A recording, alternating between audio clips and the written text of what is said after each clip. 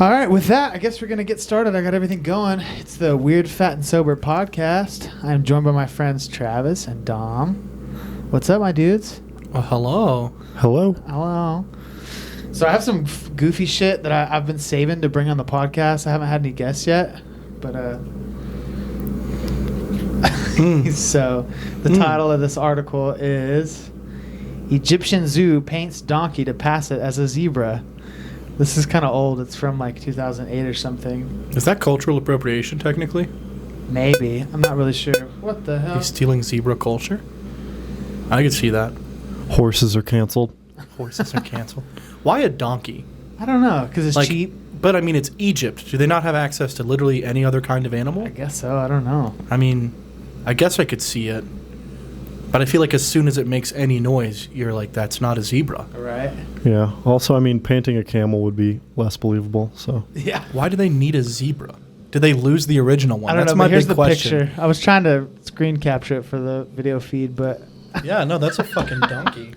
Yeah, it's a donkey with stretch. Donkey? It's like pretty fucked up to like spray paint a donkey. I mean, like, the paint job's actually pretty decent, I'm not going to lie. Yeah. Like Hey, I got a cousin that can do that for a lot cheaper, man. Look near its mouth. It's all smeared where they had to hold his head still while they paint. That's not spray paint, dude. I feel like that's like wet paint, like a brush. Yeah, like a brush, acrylic paint. Dude, yeah, it had to be. That's amazing. Like, Yeah. so did they lose the original zebra? I don't Also, know. Who the fuck is this guy? He's just the guy. He's just an Egyptian What's student. funny to me is, okay, Egypt is in Africa. Like, it couldn't have been that hard to get a zebra. You know what I mean? I mean, it is Like, North Africa, though. It might be a bit tough. Like, yeah. when's the last but time you it's saw still a the zebra? same continent. True. Like, it's I not mean- like a fucking, you know... I can understand if this was in Mexico or I'm something just saying, where like, what caused them to need a zebra on such short notice that they fucking painted a donkey? Like, was it inventory day? And they're like, fuck. Yeah. I don't want to tell my boss I lost it again. The zebra's gone. I just love the student posing next to it. Like, look at his face. He knows. He's like, yeah, this is not a zebra at all. That was the first one. Here's the other thing I saved to pull up. Is that a fucking Gucci knockoff mask? Looks like it. Wow. Can the quarantine kill all of us? I'd love that. Yeah. Oh, yes. Okay, so this kid in New Mexico Of course. was rewarded for turning in $135,000 that he found near an ATM. 18-year-old kid lives at home with his mom and uncle, and he went to the ATM to get money out and pulled up next to it and noticed a clear plastic bag on the ground full of $100 bills, like bundled up. And he called the number on the ATM and called the police and turned it in and they gave him a check for, read that, Are you fucking kidding? $500 Jesus. check. He for should have turning in stolen I mean, if you think about it this way, though, the $500 he won't have to launder. He'd probably have to launder that money that he found, right? What? Yeah. No, it's cash. You could just use that slowly over time. Wouldn't it be traceable? Don't you think it was probably used for crime? I mean, probably, but then what they link it back to him and he goes, I found it in a clear plastic bin next to an ATM. Here's the camera from the ATM showing me picking it up. Yeah, no I prior mean, links. that's it. That was the I'm thing just saying, too. for $500, that's dog shit. Fuck New Mexico for doing that. I know. I guess at the That's so worst. But you that's a have very a New Mexican misdemeanor. thing to do. It is the land of entrapment. Yeah, yeah. And I don't know. I feel like he's 18. He lives at home. He's probably a good kid. Obviously, he's a really Sheltered. good kid. Sheltered. Like, and he probably, like, my drug addict ass in my mind, I was like, dude, I would immediately, like, I would figure out a way to launder that shit. Like, I would Bro, just, I don't even think that's like a drug addict thing. I think most human beings. Yeah. Would Well, see I don't know about the 130 laundering part, but The laundering no. part, that was my drug I don't know. addict brain, Ozark like, kind of polluted people's minds. Like, I think a lot You of got people me out there there. think they can launder I would money just now. launder it all through Indigo merch table. Through Just, Indigo merch yeah, dude, table. we sold $100,000 worth of shirts tonight. I don't know what the fuck You happened. would not believe our fan base in Lubbock. Yeah, just, I don't know. I Just mean, like making a bunch of internet T-shirt sales to like undisclosed location in Russia, and that's how you Right. launder all the cash through PayPal. the I mean, FBI is just like, these ticket sales and merch numbers are not adding Ticket up. sales for non-existent you have tours. 400 Instagram You followers. could What is spend happening? $135,000 building a fake tour that never happened and selling merch from it to launder the money. Just call it the fire tour. Yes, and just have a fake the fire tour. Did you see who was it? The influencer? Which Jenner was it? Was it Kylie Jenner? She lost the lawsuit and is now liable for $35,000 in damages for endorsing the Fire Festival. That's not shit to her, though. But No, that it's is, not. But it's that a kinda unique legal precedent Yeah, that that's she what was I'm not saying. involved in the planning Yeah. or the building of it, but she was held legally liable. kind of helped perpetrate it. I mean, all of the influencers help perpetrate that shit. I mean, but like, if you think about it from a legal perspective, can That's you weird. prove that she perpetrated it? I mean, she just endorsed and was paid money to endorse. Yeah. But I mean, from that precedent, ethically speaking, like, can you now convict anyone who endorses a product that is later on to be found out to be wrong? Like, I mean, it's like false advertisement. You can't legally advertise stuff falsely, you know? So. yeah. I mean, can we sue like R. Kelly's show promoter for saying he was like a great person at one point in time? You're right. It like sets the bar a little further along and against people's rights as far as the internet. You know, it's weird. But I mean, I feel like in our lifetimes we'll see like weird shit happen with the internet being regulated somehow. They tried to do it a few years ago, you know, like privatizing it to where everything had to be subscription based. And Yeah. so, I mean, Well, there's no, as of right now, like, I mean, there's no legal right to the internet. true, It's all provided by private companies. true. Like, I mean, that's like trying to argue that you have a right to Uber. Like, you don't have a right to Uber. You have access to a private service. That's And true. I'm not for privatizing the internet. I think it's bullshit. But I also understand like those are private companies, Yeah. so you have to like nationalize it. It is weird. It's weird though to like that they silence some people. I mean, I'm not saying that it's right or wrong they do it, but it is weird, you know. Like Alex Jones getting kicked off, like, which he's pretty fucked up. Some of the shit he says and has said in the past, you know. But it's still weird to like that he's kicked off of all major platforms. It's It's a weird. pretty major move in terms of like free speech and limiting that. Yeah. I mean, the thing is, Twitter's like a privately owned company, though, right? Yep. They So, all are. They yeah. all are. I mean, Well, it's and I think that's where like a lot of this starts to bleed over because you have these privately owned companies that then become these national platforms for general discourse and communication, right? And you have companies like Twitter and Facebook that are held legally responsible for their users' data. And since they are corporations, and I forget the name of the court case, but it was established in fucking 1950s or 60s. Someone listening knows more about this than me, so please Right. fucking comment and prove me wrong because Right. I'm an asshole, and that's pretty good. But corporations in the United States are recognized to have the same rights as individuals. oh, I know what you're talking about. Yeah, you know that case. I forget the Yeah. name of it, right? So from that perspective, like, they do have legal rights and limitations. So even though it was a privately owned company, they're starting to blur the line of like, yes, you are a privately owned company, but you are the largest social media platform on the global plane. Here's the other question. If Twitter is now an international company, if they and they're still based in the U.S., does something that violates another country's laws deserve to be prosecuted in the United States? It's a United States-based company. It's weird. I mean, we saw that with Google, where Google was prosecuted by the EU for anti-monopolization laws in 2017, Yeah. but it had no effect on Google America. It was just Google in Europe and the EU. Yeah, it's weird, man. It's weird that they are larger than, like, you know. They're larger than nations. Yeah, exactly. They're larger. They're larger than nation states Yeah. as far as like their economic power and might and control and reach. It's weird, man. But yeah, I don't know. Like I said, I think in our lifetime we'll probably see some kind of weird laws, like, you know, Elon Musk talking about Neuralink and stuff. Like, I don't know if y'all ever like fucked with the anime like Ghost in the Shell, like, Oh, yeah. you know, where Like people Ex get hacked. Machina and shit like yeah, that. yeah, where people get hacked into their brain, you know, and taken over by a hacker who controls their body and does all kinds of shit. And like, it's, I don't know, it's weird, man. We'll probably see some weird shit in our I lifetime. mean, Like, if a hacker hacked my brain, they would just have to also share the shame that I have from jerking off to porn. right? In all reality, like, they're paying more of a price than me. Yeah. Because as a, you know, red-blooded American, I reserve my right, and I will fight it, defend it till I die, to jerk off to weird midget porn at all hours of the night. Just midget, that's it. I'm pretty sure that's in the Constitution. It should be the right to It's like the bear little 23rd arms. Amendment. Little-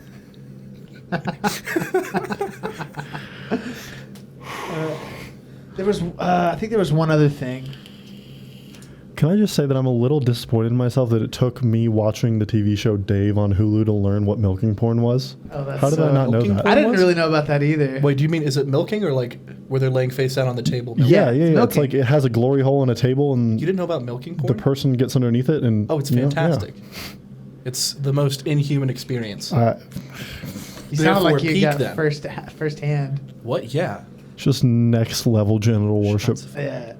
Did you guys hear about this? So here in Lubbock, somebody was at a stoplight. They were stopped, and the person behind them honked at them when the green light came. And they got up on the loop, and then later on, the person they honked at came up beside him, flipped him off, and then fired 3 shots at him. We've all been at a stoplight looking at fucking Instagram or something or whatever, waiting for it to change, and the person behind us honks, right? Well, this dude took it as like, fuck you, I'm going to shoot you.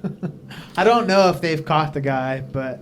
Here's my favorite part of the article is the victim pulled off of Loop 289 at 19th Street and went to the parking lot of Academy Sports to wait for police officers. I would have gone the fuck home. Oh. I would have been like, you can meet me at my house. Oh, yeah. Because I'm not going to sit in a fucking... Parking lot. So, like, I mean, for, like, most of the listeners, I'm assuming, like, a good chunk of them are in Lubbock, and so they know about Academy. Yeah. Right? So imagine if you're not from Lubbock, you get your car shot 3 times on a highway, which shout out to that dude's accuracy for fucking drive by on a highway and puts 3 bullets in the car, right? And then sitting in the equivalent of an unlit Dick's Sporting Goods parking lot for police to arrive. Like, what? Yeah. That's like if you got mugged and you're like, man, I guess I'll just wait for the cops in this other dark alley. Yeah. That's safe. Yeah, I don't know, man. You got to be pretty angry with your life and the world to shoot at somebody for honking their horn at you to go. I mean, I kind of respect it. Like, he lives by a code. I can understand that. Don't honk at me, motherfucker. Yeah, I will blow you away. Just has a bumper sticker and he says, like, shoot if honk. Like, real basic. Yeah. Not even proper English in it. Not even good grammar. Just shoot if honk. Yeah. He's a geese hunter, actually. He was caught off guard. Yeah. How Where is that funny sumbitch? do you think the meme would have to be that you're looking at the stoplight in order to justify being shot in your car? Like, knowing I'm about to be shot, but I won't go because I'm still looking at the meme. Yeah, which meme is it that is worth being shot at? The meme of the kitten on the person's shoulder, and it says, in that moment, we were infinite. I think if it's the Dat Boy meme, I think if it's the frog on the unicycle, You would die for I'll eat the Dat Boy? bullets. I'll die for Dat Boy. You'll take 3 rounds for Dat Boy. Well, it didn't hit me; it just hit my car, and then insurance can cover that. So I'm basically getting scared for Dat Boy, which I'll sacrifice. Getting scared. I'll be in fear for a few minutes for Dat Boy. What if it's ironically Dat Boy with a gun? Oh shit, it's Dat Boy. He's firing. Who Dat Boy? Dat Boy's firing on me. He's on the unicycle. That's how he had the accuracy. Yeah. He had an amazing sense of balance. Yeah, he had both hands free so he could. Have you ever seen those videos? I don't know the name of the channel, but it pops up on my Instagram feed sometimes for like meme compilations. And it's like this old white dude somewhere, I'm assuming in the US, because as soon as I tell you next what happens, it's like, yeah, it's probably America. It's just this old white dude that just like has a YouTube channel where he just shoots guns. Yeah. Right? But his thing is to like get on a bicycle with like a Mac 10 and just like bicycle quietly through this like southeastern woods on like a dirt path and just light up a fucking bush with a Mac 10. And it's so cute because he's on like a little like old bike and he's an old man wearing like shorts and like a button-up shirt and just I haven't seen that. That's it's great. insane. Just an old man who's better at drive-bys than any gangbanger And then in he the has a world. bike bell, but he's an old man biking, so he's like slow and wobbly, and then just He hits the Ringing bell and you're like, as he shoots. right after. Okay. He's like, ding, ding, and he just wobbles away, uncertain. He wobbles. He's completely stable while firing the gun, but then wobbles after shooting it. That's just his Vietnam reflexes that's kicking fair, in. yeah. You know what I mean? it's the backfire wobbles him a little bit. He just plays Fortunate Son in his head, and his arm just steadies.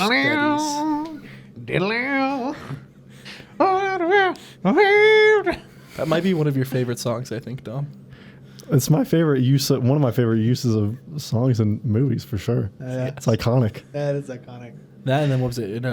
Oh, I'm gonna sound like such a frat douche for saying this, but Yeah.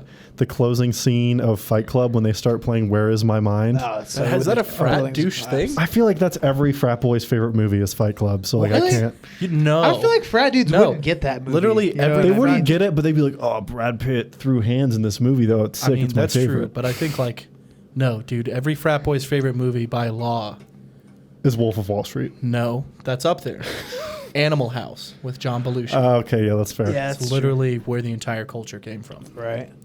That is a good movie though, Animal House. Dude, R.I.P. John Belushi. That whole era of films is great. Oh, yeah. Caddyshack. Fucking I hadn't seen Caddyshack till like a year and a half. Riley had to be the one to show us Caddyshack. Yeah, we neither of us I'd had heard seen of it, but Caddyshack. like, yeah. I knew like there's a fucking gopher, Yeah. but I didn't understand like why it was so funny. Then we watched it. I was like, Oh, it holy was hilarious. shit. When the Snickers bars in the pool and they're all oh, it's shit, and then he eats Want to earn it. 17 cents the hard way? Yeah. That's probably the best pickup line I've ever heard. It's a great movie. Any Bill Murray movie from that era is great. Gene Wilder, Richard Pryor, some of those movies. Like, Did you just think of Blazing Saddles? Because I just thought that's a great one. that movie could not be made today. Any Mel Brooks. I fucking love Mel Brooks movies. Like the producers? Yeah. You know, a movie couldn't even be made today? Tropic Thunder.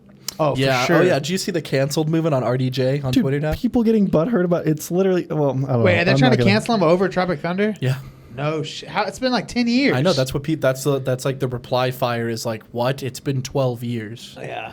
But to be fair, you got to remember, they got Paula Deen good for a comma in a bank 45 years prior. So, Yeah. like, no one's safe, especially Yeah. RDJ. Yeah. Dude, But- that and then D. Reynolds playing the black chick doing blackface on Always Sunny. It wasn't just her. It was also Mac. Yeah, Also that's wore the true. blackface That's in true. that. Yeah, but they really went after D for it. Yeah. That's true. Which is funny that, like, in real life, hating D is still more popular. Yeah. Right? Like, in an actual American society. Damn it, do you racist? Racist bird. Yeah. I don't know. It's weird. It's weird that they pretty much got away with that though. That's probably the last time you'll see that. Not saying it's okay, but I feel like with Always Sunny one, the reason why it's like funny and kind of acceptable is because of the fact that it's not okay in the context of what they're doing. Like, they're doing it because it's not okay. Like, they are like, what the fuck are you doing? You know? Yeah, like Frank's little beauty pageant. Yeah. Where he's like looking for young girls. Yeah, he's like, we're And not he just diddling accidentally kids. recruits a bunch of pedophiles That to be whole the show judges. is so great. Talk about cancel culture. That show gets brought up all the time on Twitter. But see, I think the thing is about it is it's the same route as like, I think it's the same irreverent defense that like South Park and Family Guy and really early Simpsons had of being like, this is literally what we do. Yeah. Like, you can get mad. We're not going to stop. The trans stuff on South Park, that was the last thing I saw that they got, a lot of people on Twitter were upset about. Do you It remember? was so goddamn funny. What was it? A strong woman? Buckaroo. Yeah. And yeah, it's because people like to conveniently forget that Bruce/Caitlyn Jenner, because I respect that movement, I guess, committed a fucking hit and run in the 90s and did not get arrested Dude, for was it in the 90s? I thought it was in like the early 2000s. Oh, no, it was the early 2000s. Yeah, I think it was like right before When or Caitlyn right was after. Bruce. Right before transition. Fucking killed someone in a drive-by and got away with it. Do you guys remember when South Park was like under terrorist threat for trying to portray like the Prophet Muhammad? Yeah, on they the had show? to back down because Fox wouldn't broadcast it. Yeah, I wrote they a were- paper in high school, and part of it was concerning that. And it was people gave South Park a bunch of shit like, oh, y'all are pussies for backing out of it. Fuck terrorism. It wasn't South Park's decision. It was the network made the call. Yeah. Which, honestly, yeah, it's not worth getting bombed over.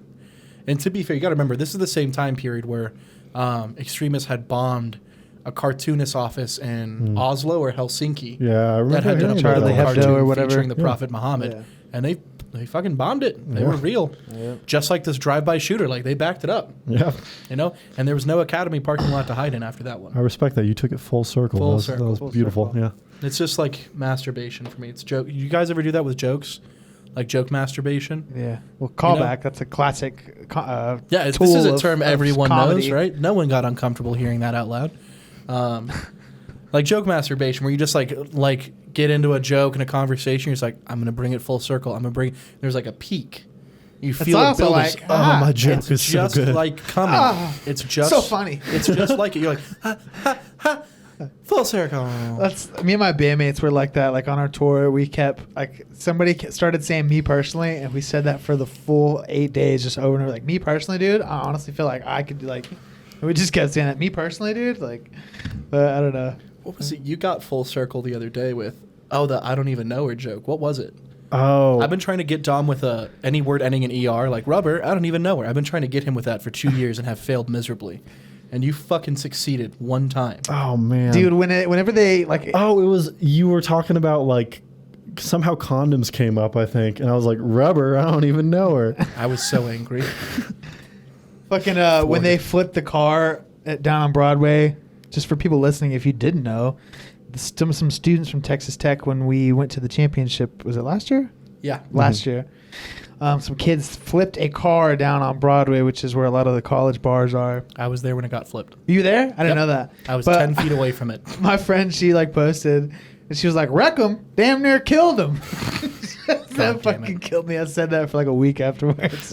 Oh, I remember that. Yeah, Yeah. we have to say, wreck him. Damn near killed him. Yeah, stupid. Yeah, I was there. It was great. Yeah. Everyone's like, that's such a bad thing to do. Like, fuck the driver over. And it's like, The driver was He in was on he it. asking- was He got yelling. in trouble. He was Flipped the quite car. literally, Yeah. no, he was yelling, fuck up my car. Yeah.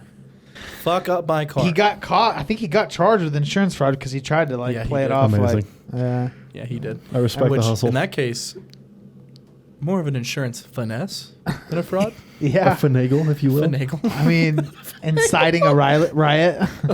Hoodwink, if you will. A bamboozle. The old switcheroo. You know what meme I would get shot at for? What? Fucking rustle my jimmies. What are you That old ass talking meme. about? Do you remember what I'm talking about? Uh-uh. There's like a gorilla snack called Jimmy's. Hold on. Rustle my jimmies. I lost my phone. You can look up Rustle My Jimmy's in your own time. It's amazing. I think of other just classics. You mad, bro? Yeah. God, dude. Yeah. Remember the Yao Ming laughing one was everywhere forever? What was the name of that? Oh God! You remember when people like broke it down to like minimalist memes, whereas like instead of Yao Ming in the picture laughing, it was like the white and black sketch of him laughing. Yes, exactly. Yeah. Yeah. I don't know. Do you remember iFunny? Oh, You yeah, I guys do remember remember Oh, that. iFunny. I funny. The watermark. No.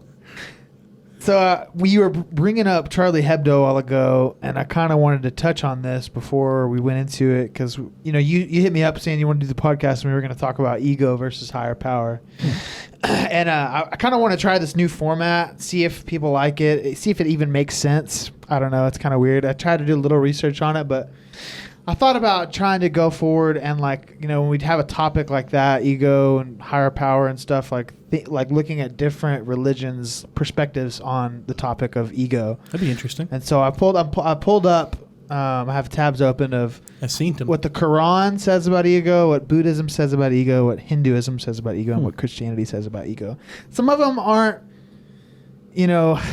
like what I would have thought or what I may thought, but it's kind of maybe like help lead the conversation a little bit. I kind of highlighted Hold stuff on. I liked about it. Before you get into that, Yeah. I just want to appreciate that four of your home bookmarks are streaming services. Oh yeah. That's amazing. I don't really have cable. I just have always used the Who internet the to fuck watch. has cable anymore? Not It's for anybody sports our only age. at this point. It's true. You get That's it for it. sports, yeah. Like college You- sports. You really? can just get the ESPN app, though. That's what I'm This one, saying. I'm Yeah, pretty you sure. don't even. You can just get a subscription College to Red sports, that's about Zone it. or Mhm. whatever. You know. college sport games that aren't covered by They ESPN have, 1 or what's, 2. what's the NBA one called? Hoops. No. Hoops Net Daddies. It's something. I don't know. Board man Well, gets regardless. Netflix. Oh wait, never mind. I get it because the net and the hoop. Ha! Got him. Okay, so here I hadn't read through this one, but in Buddhism, the idea there is no true self is very important. It ties back to something referred to as emptiness, which is probably one of the hardest concepts in Buddhism to understand and come to terms with. In the case of the anatta, it means that the I we perceive as ourselves is essentially made of nothing. You cannot point to the part of you that is you. So in Buddhism, there is no self. It is an illusion. In general, when it comes to Buddhism, everything is essentially empty. I kind of like that. I mean, I've always thought of ego as my body. Like, it's like, it's not my spirit. It's not my connectedness to God and the universe. Like, my ego is literally a reflection of, like, my psychological ego is literally a reflection of my body, what my body wants, like me, what I want to do, look at what I've worked on, look what I've done, look at me, So I kind of like that interpretation. I don't know. What do you guys think about that one? The I is empty is basically what it's saying, is that there is no the illusion of identity. I'll quote my own lyrics for that one. I like a lot what Eckhart Tolle talks about with the observer and ego. And like for him, his breakthrough moment he described when he was like sitting there after like he got a master's degree and felt fucking empty and pointless. And he sat there and he had some thought that was like, I am not something. And I forget what he said exactly, but then he suddenly had this realization. He's like, so there's two of me? There's I and then there's me? And it's like, that's what I picture as the idea of ego, is this idea that there is some different version of me inside that I have to like dig down to, is just false. Because where would it be? How would it be? What would it exist as? And I think like that is the manifestation of ego, of this desperate pursuit for perfection that cannot be reached, that is built solely upon achievement. Like, because you can be egotistical and have nothing to do with your body. You can have a spirit completely driven by ego. Right. You know, that's like men and women both, like people who have gone to India to become Buddhist monks purely to feel completely satisfied with themselves. That still comes from a place of ego. True. Because to be truly free of ego, there is no self to satisfy. You are already you and nothing more, nothing less. There is no like separate version of you inside of yourself. And for me, a lot that like ties in with like oddly enough, like a lot of like awareness work I've been doing lately with, I thought about, it hit me a couple days ago, how much time I waste on a daily basis being in my head talking to myself about that day. Yep. Instead of just doing it. Being present. Right. Yeah. But like even more like, 'cause sometimes I can be present, but I'm still thinking about what's going on. Yep. But that's usually for me like a really good road right the fuck out of being present. Yeah, that's true. So I'm like, wow, this is a really cool moment. I like this moment. What if it doesn't last and then I'm out, you know? Yep. This is a good moment. What if I'm not good and then I'm out, right? But like, Living with you, I've watched that happen. Like I've So many watched the times. wheels turn. It's like, I'm having such a great time with you, man. And then I watch like your eyes go like, oh, in future. what if I'm not? I did That's that something too, Dom's man. always had a way better, or at least it's a seemingly easier time than me. I think maybe just a better understanding of acceptance is like just fucking being and not doing anything about it. Yeah, it's weird. Like, I think I'm going to try to connect this, but what that kind of made me think of is like growing up, especially in active addiction and also in like an early recovery, like for the longest time, like I always thought like, oh, like I have depression. Like I don't really like the whole anxiety piece. Like I knew I had like some sort of like issue with that, but I feel like I've transitioned over time towards more like the anxiety piece. And the anxiety piece is more so like the less being present part. And it's where I start obsessing and just like compulsively just like looking at stuff. And so I think, years of depression is kind of what has like allowed me to stay present, weirdly enough. Right. Because then I'm just like, oh, like depression taught me like I have two choices sometimes. Like if I'm in the moment and my two choices, like I either like sit in it and I'm miserable, or like I appreciate it for what it is and just, I get that. Sometimes, especially, I was kind of going through this yesterday. I had like kind of a weird, stupid day, and a lot of it was self-imposed thoughts and negativity.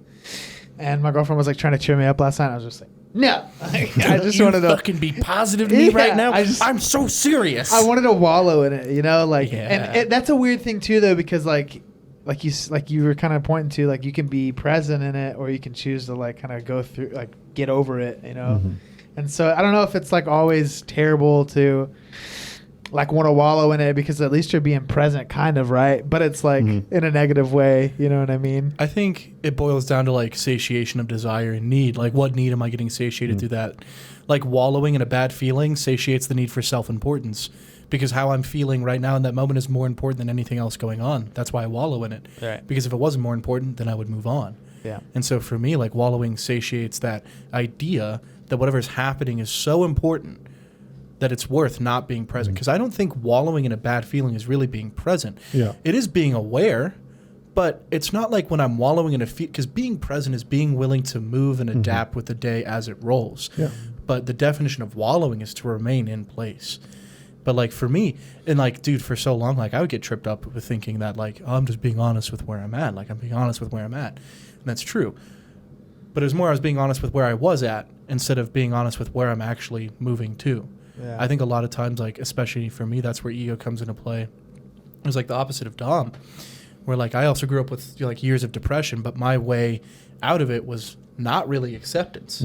Mine was overthinking myself to the point of convincing myself that a situation was different than what it was. So for me, like, a way that I kept from killing myself for a long time was just constantly thinking and thinking and thinking, like these weird, out there philosophical, weird fucking tangents. Until I basically talk myself into not dying for a little bit longer. And so that was actually a huge struggle for me, and still is in sobriety oftentimes, is my ego. Yeah. Like, my ego kept me alive for a long time. It caused a lot of fucking problems, but I didn't have self-esteem. I had no value. I had no self-worth. All I had was ego. Yeah. So in essence, like, instead of having, you know, actual gas in a car, I think of, do you ever watch that movie Gamer? Yeah. Yeah. You remember when he drinks the bottle of vodka and throws it up in the gas tank and it runs for a little bit? Yeah. That's basically what I did with ego. Instead of having self-esteem to actually run my life, I just had ego that I would just vomit into situations, and it would keep me from, you know, fucking hopping in the noose or eating the bullet, and it would just get me through that part. And then I got sober. And for me, like, a lot of the past 3 years has been like progressively learning again and again through more and more like humbling lessons that I'm not the best at accepting at all. Yeah. Letting go of that like mental control over things. Because for so long I felt my only grip on reality and therefore myself was exactly kind of that the opposite of that Buddhist definition of ego, of like viewing myself as two separate things. There's the self that acts, and then there's the true self underneath. Right. And always the competition between those two. Yeah. Well, and I feel like the Buddhist perspective too is like that the ego part of it is an illusion, that you are not just you are not just your thoughts or your body, but you're actually connected to everything. We're all connected. We are all one thing. We're all one conscious entity perceiving itself as these many perspectives and many identities and many egos. And so it's like really, it's hard to remember that though. It's like, I've said this before, but you know, that's like the enigma of being a human or being a conscious being, is like you live in this perspective of your body and your eyes and your life. Yeah. And like, oh, me, this is who I am. This is what I am. Like, and really, like, I am the protagonist. Yeah. yes. And really you're not, like, you're just here for this few years in this life form. And then after that, I mean, that's my belief. I don't know what you guys believe. And I don't want to squanch or step on anybody else's belief, but like, I honestly do believe that. Did you watch Midnight Gospel? Oh, dude. Oh my God, I've been a Duncan Trussell fan for years, but that last episode, I don't know if you caught that it was an actual podcast with his mom. We haven't We haven't watched the last one. I think we watched the first like prison 6 episode, and that's where we've stopped. That one's great too. That's a really good you one. were talking about we're all one, and I was like, that where he sees he sees everybody as himself. He's like, oh, that that's Bob. has been on my mind for like 2 weeks now. The prison one was about the guy. It was a soul prison where he was just in a loop forever, and he would try to escape, and he'd die, and he'd be back. Yeah, in and the guy prison who's cell. talking, by the way, is like a renowned occultist. Yeah. Yeah. The guy who was talking dope. about magic, the episode that it was all about. That's The guy who was in prison, Wait. he was talking about the power of magic, essentially. Not. Yeah. You know which episode I'm talking about, right? Well, no. The one. I think there's you're two. There's two conflating ones two about different magic. episodes. Okay. I'm talking about the guy who was like in prison for years for a crime he didn't commit or That's whatever. Damien Eccles. Oh, He was in okay. the West Memphis 3. That's a different episode. Right. But that dude got accused of a murder when he was like 12. 'Cause he And was spent gothic. what, like 15, 20 years in Yes, prison? and he got out. Now he's very spiritual, but he's So kind of the one occult beliefs in magic and The one after that, where the animation is like the dude in prison that keeps dying and like coming back, and there's that trippy scene of like the two gods and like the heart being weighed. I'm gonna be real with Were you you. I falling think asleep at I that was point? starting to fall Yeah. asleep at that point. I think it was like 1 in the morning. And, But basically, this guy talked about the concept of that there's no such thing as individuality. We are all rather, the entirety of existence is like a fishing net, and what we call our identities are merely just the nodes on the net. the Right, points and we where aren't they even connect. separate individual things, but rather just concentrations of a various collective, which is crazy because for me, like that ties in a lot with my spiritual belief. A really good series of books that I need to read all of them because I only read like the first 100 pages, the first one, called Conversations with God, where this guy does a series of essentially two-way prayers of just putting questions to this higher power of sorts, and then writing down the responses that come out like in his head. And it talks about how if a higher power is everything, then it is everything and nothing, and there therefore is nothing. But to know everything and experience everything are two different concepts, because technically something can be everything and know everything. But in order for something to experience something else, it must be separate. I.e., for me to experience a sunset, I cannot also be the sunset. Right. I have to be a separate part from it. Right. And so what it talks about is like this meaning and purpose is this idea of like if there is this God that is everything, right? The only way it can experience everything that is infinite is dividing. is to experience the perception of every infinite thing, Exactly. experiencing the rest of infinity. Yep. And for me, that like, it was Stuart Bell, actually, of all people, who like taught me about them, blew my fucking mind. Because it would help me a lot, because he was like, yeah, God created character defects too. What, do you think those just fucking appeared somewhere? Right. He's like, no, in order to have honesty, you must have dishonesty. Yep. Right? In order to have like salvation, you have to have damnation. In order to have like, and for me, that really tied in with the duality. Yep. But then where it kicked me in the nuts was I was like, well, it already knows everything, right? How is there certainty? Because there's also uncertainty. Because That's- just know everything and experience everything is two different concepts. Right. It's And like, I mean, that's an ancient belief. I mean, yin and yang, like there has to be good and evil. And like Mhm. even the duality itself of our nature, of our universe, of our lives, like that is an illusion. There is no such thing as duality. They are one thing. Like Yeah. all of the universe is one thing. Yep. Just infinitely divided, fucking cell by cell, atom by atom, molecule by molecule to understand the oneness of it. Like that's what I truly believe. Like we are all one. Like God is like the oneness of this whole universe, multiverse, if you will. Fucking millions of replicants of every path that could ever be, and it all is divided, so we understand that it's one. You know. Yeah. I believe that, and like, you know, that's like one thing I loved about psychedelics is like psychedelics really really helped me to Yeah. understand I just that. thought of the fucking. You ever tried DMT? And fucking Yeah.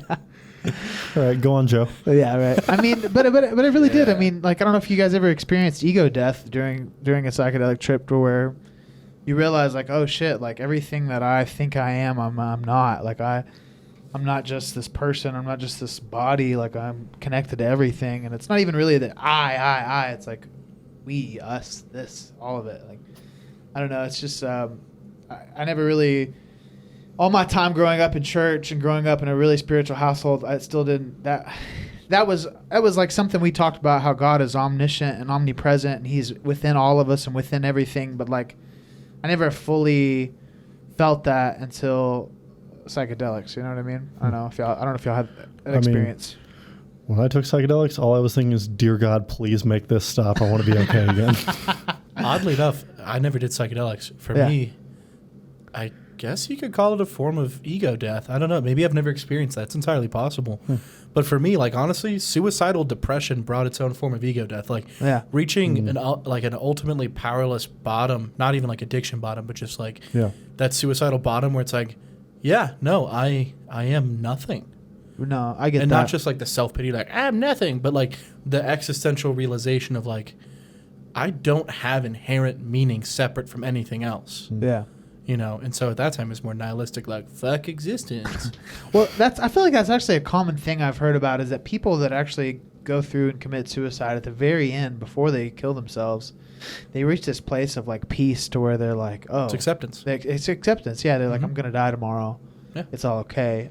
It's gonna be fine. Like my life, you know, is like over it, which is There was hard to think about and hard to swallow, you know. And that's not saying that they're right for doing that. I'm just saying maybe that's a form of that kind of deal, where you start to realize, like, you know, I don't matter. I mean, Yeah. we matter, but we don't matter. I mean, like, you know yeah, what I'm like saying? that is really weird. I'm thinking, while you were saying it, all I was thinking was just like, I'm sure you, knowing you, I'm sure you probably think in a similar way. Like, I love to think that I'm like this chill guy who like goes with the flow, right? Yeah. But the level of just like everything is gonna be fine that would be required for that moment, just like you let go of everything. I can let go of a lot of shit, but like everything, I don't think I could. there's always like gotta be something. I don't know. That's nuts to me. I See, mean, no, I'd had those moments. That's how I would like keep myself calm.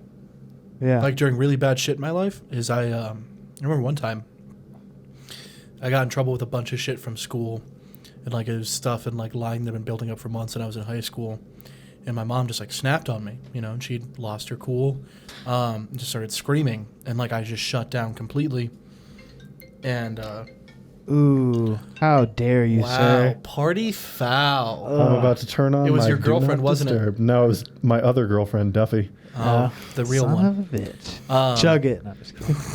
Chug your bang, dude. No. Dude, welcome to the Recovery Stiff Podcast. arm it, dude. We fucking vaping clouds, chugging caffeine, talking about death. This is actually yerba mate. Oh, this is Okay, dope. you get it. done everything shit. Zach Fox. Is that about dude? Gerbil mate? Gerbil, mate. I'm drinking gerbil piss. It gives me energy. I don't know Hell what pissed yeah. in that cup. Are you you are I a am large gerbil man. I'm an extra from G-Force, baby. Oh my god, we could do a whole podcast on that movie G-Force? alone. I remember that where they're like it's like talking- spy dogs, but they're gerbils, right? It's incredible. Essentially. it's incredible. Do you remember Cats and Dogs? That was a great I remember fucking that, movie. where they're all secret agents. Yeah. and, Not as good as Fantastic. G-Force. You know what else it isn't as good as? The Spy Lincoln Kids Lawyer. 7. Lincoln Are you Lawyer. fucking kidding me? You brought up the Lincoln. You goddamn. I'm gonna let Travis shit. take this one real quick because I don't this want is to fucking talk this about is the Lincoln important Lawyer. for him to explain to you, Dan. Okay. This is the cornerstone of our friendship. So when Dom was working at a certain facility the first time that I was also working at, he was doing the overnight, and I was relieving him at 6 a.m. in the morning. And I come in, and I'm sleep deprived because I didn't sleep well the night before. Dom's been awake all night, fucking weirded out. I'm just geeked. And he just starts, I'm trying to get passed down from him for shift. Like, what do I need to do on my 8-hour shift that I'm not happy about working right now? He's like, bro, if you have time, you ever seen The Lincoln Lawyer? I was like, no. He's like, dude, it's so good. It's so good. Like, you know, when someone does cocaine for the first time, they're like, have you ever done coke? It's so good. He was talking about that, The Lincoln Lawyer. And I was It's a like, good no. movie. And I was, and if, naturally, my ego came up, ironically enough, that we're talking, coincidentally rather. And I was like, no, I'm not going to watch it. I haven't seen it. And he's like, you need to watch it on shift today if you have time. And I was like, no, I'm not going to. That was, what, a year ago? He still brings it up. We were on the phone while I was at work the other night, and he said, hey, watch The Lincoln Lawyer. I literally called him. I'd like given him pass down for the next shift. Yep. And An hour later, you're already home. And he was like being really genuine and like nice when he came in, which like is what's up, tough buddy? when you're like that like recently woken up. And he was being super nice. He was just like, yeah, man, like don't like I think I'd like forgotten to take out the trash or I don't know something. And you were like, don't worry about it, man. I got it. And you were like, do you have anything else for me? And I was like, no, I think I got it. I was like tired as hell. I was like, I don't think I got anything else. And then on the way back, I was like, he was really nice to me. And that means that I'm going to be a dick. And so I called him. And I was like, hey, man, I thought of something that I think you need to do while you're on shift. I'm like, oh, did someone get high? Do I have to drive someone to work at 6:30 in the morning? And I said, you should watch The Lincoln Lawyer. And then I hung up immediately without even hearing his reaction and just left him in what I can only imagine was a cloud of rage. That was one of the few mornings where I've woken up spiritually connected without having to pray, meditate, and watched it just get fucked I just on. tarnished it. It was beautiful. And a lot of our friendship has been us ruining each other's like peak moments of connection. I'm sorry that was so off Like, topic. it's amazing. No, it's okay. But it's like that moment where you like want to say I love you to your bro, and they're like, "Fuck you, dude." Exactly. Speaking of things that drive me to suicide, it's Dom. You guys have been roommates for a long time, huh? Like 2 years at this point? That's awesome. Almost 2 Holy years. shit! No, it's been more than 2 years. Yeah, I thought Oh, because almost it was 3 years, huh? No. Just turned 2 years. We moved together in May. Oh, that's 2018. right. Yeah, because we happy moved anniversary. You looked down and you thought about touching my hand too. Don't even front. It was one of those moments. I mean, I'm hard. We went off on a little trail there, but we. We my keep trying to talk concept of- about. We keep going between like very serious ego It's okay. and just me talking about dicks, which is a lot of my life. To be Dick honest, sucks ain't cheating. I'm ready to be serious. I'm a serious guy. I've harmed you in the following ways. Oh, okay. I did have something to say. You Yeah. brought up like being fucking miserable, just like trying to be. God, what the fuck were you talking about? Damn it, I lost my entire train of thought. But there's something that came up where we were talking about like wasting time and energy, just not being present, Yeah. right? And just like being separate from yourself. And Yeah. I think there's two different versions of you, like the presenting you and then the true you and all that bullshit. And like that reminds me a lot of like, you know, like the Big Book of Alcoholics Anonymous, right? Like a program I may or may not be a part of. And there's like a part of it where it talks about, you know, we stop wasting energy foolishly. And like right before that's talking about trying to get connected with a higher power, and it's like asking for this guidance by getting quiet and calm, literally pause when agitated or doubtful. Mm-hmm. And we are much less danger of like being worried, excited, fearful, agitated, right? And below that says we stop wasting energy foolishly. Mm-hmm. And like I think that's all essentially meditation is, whether you're meditating like with a concrete conception of a higher power or even just the concept of stillness, right? Which is a big part of Buddhism too, is really just I think if this higher power is everything, then of course the most pure form in it would be anything solely being itself. Because anything trying to be something other than what it is must be an expression of ego, of separate self, right? Like if I'm trying to be someone other than who I am right now, well, what's creating that projection? Ego. Because it can't be who I truly am, because that's already who I am. That's just me. I am who I am. There's nothing else I can be. But for something to try to present something else like you talked about, right, trying to be something else, like that's what ego creates. Therefore, that would take energy. And since I'm not that, I'm going to fail at it because I'm not it. Right. Right? Like the square peg in the round hole. Like I'm naturally going to fail. And that like definitely reminds me of 12-step ideology of like any life run on self-will can hardly be a success. And like, oh, well, why is that? Because it ain't the fucking right life. Yeah. It's not the one that I'm in. Yep. If that one was meant to work, that's where I'd be. I wanted to, that kind of brings me to the next thing I wanted to bring up, which is this little chart of Hinduism. It says types of ego according to the spiritual level, spiritual practice, and life. And I love how there's a percentage to it. yeah, Jesus. yeah. I love how Buddhism was like peace, acceptance, everything is one. Let me cut these up into percentages of Right. level of spiritual attainment. Right. No, I mean, well, I don't, I'm not going to try to pronounce any of these Sanskrit type words or whatever they are. Whatever, I can't, Hindi or I whatever. think I can do Raja, and that's about it. Yeah. But, so 10% of spiritual level, it says the mainly ego is because of life/ego. It says power, respect, authority, jealousy. So that's the lowest one. If you have the lowest level of spirituality, it's because you have the highest levels of power, respect, authority, or jealousy. And then the highest level of spiritual practices, entirely for God's wish, which I thought was like kind of a cool like chart that shows like the more ego I have, the less spirituality I have, and the less ego I have, the more spirituality I have, because my entire being is up for God's wish. Like, what God, what will you do with me today? God, what is your will for me today? I just thought that was kind of an interesting thing I came across. There's a whole article here about what ego is in the Hindu perspective, and they actually define it at the top of the page. They actually have multiple perspectives of ego. Considering oneself to be distinct from Brahman, which Brahman is God in Hindu. Having awareness of the self through Dvat, or however you say that. Dvat? Dvat, I don't know. Having an awareness only of the existence, or having a spiritual emotion that I belong to others and others are mine. Pure ego remains to the existence of the physical body. Which I kind of like that. That's like kind of my perspective of it. Like my body and my ego are kind of on the same plane. And not just my physical body, but like me believing that this is me, when really it's like it's just a vehicle, it's just a fucking meat sack, And really like what I am is eternal, what my spirit is. Do you think the mental is. constructs of who we think we are also a part of that meat sack? Yeah, absolutely. Now, I honestly believe when this body dies, Dan, no longer exists like that. This perspective, though, this consciousness may go on to another life form, on some other plane, some other planet, maybe back on this one in a different perspective. So from one perspective, Daniel never actually existed. Yeah, maybe. Because it was a projection, really, of, conscious effort, sure. But, it wasn't an actual product of existence. It was more presentation. Right. Like, Simulation. for example, like, an actor portrays a character, but the character doesn't technically exist. Right? Like, in Tropic it's like a Thunder, hologram. no, it's sorry. just... But yeah, in essence, it's more of the part that we play. The part doesn't technically exist. Like, it is something. But I wouldn't say that a character exists. The actor exists, and they portray the character. Yeah. They present something into existence that doesn't technically really exist. Right. So, like, from what you're talking about, that's like the interpretation I got is like that these physical forms beyond just our bodies, but also like physical in the sense of how we view ourselves and others' consciousness, really just like the frame of what we call existence, doesn't actually exist at all. It's rather just an actor performing a role in the search and the pursuit of the attainment of a higher level of existence.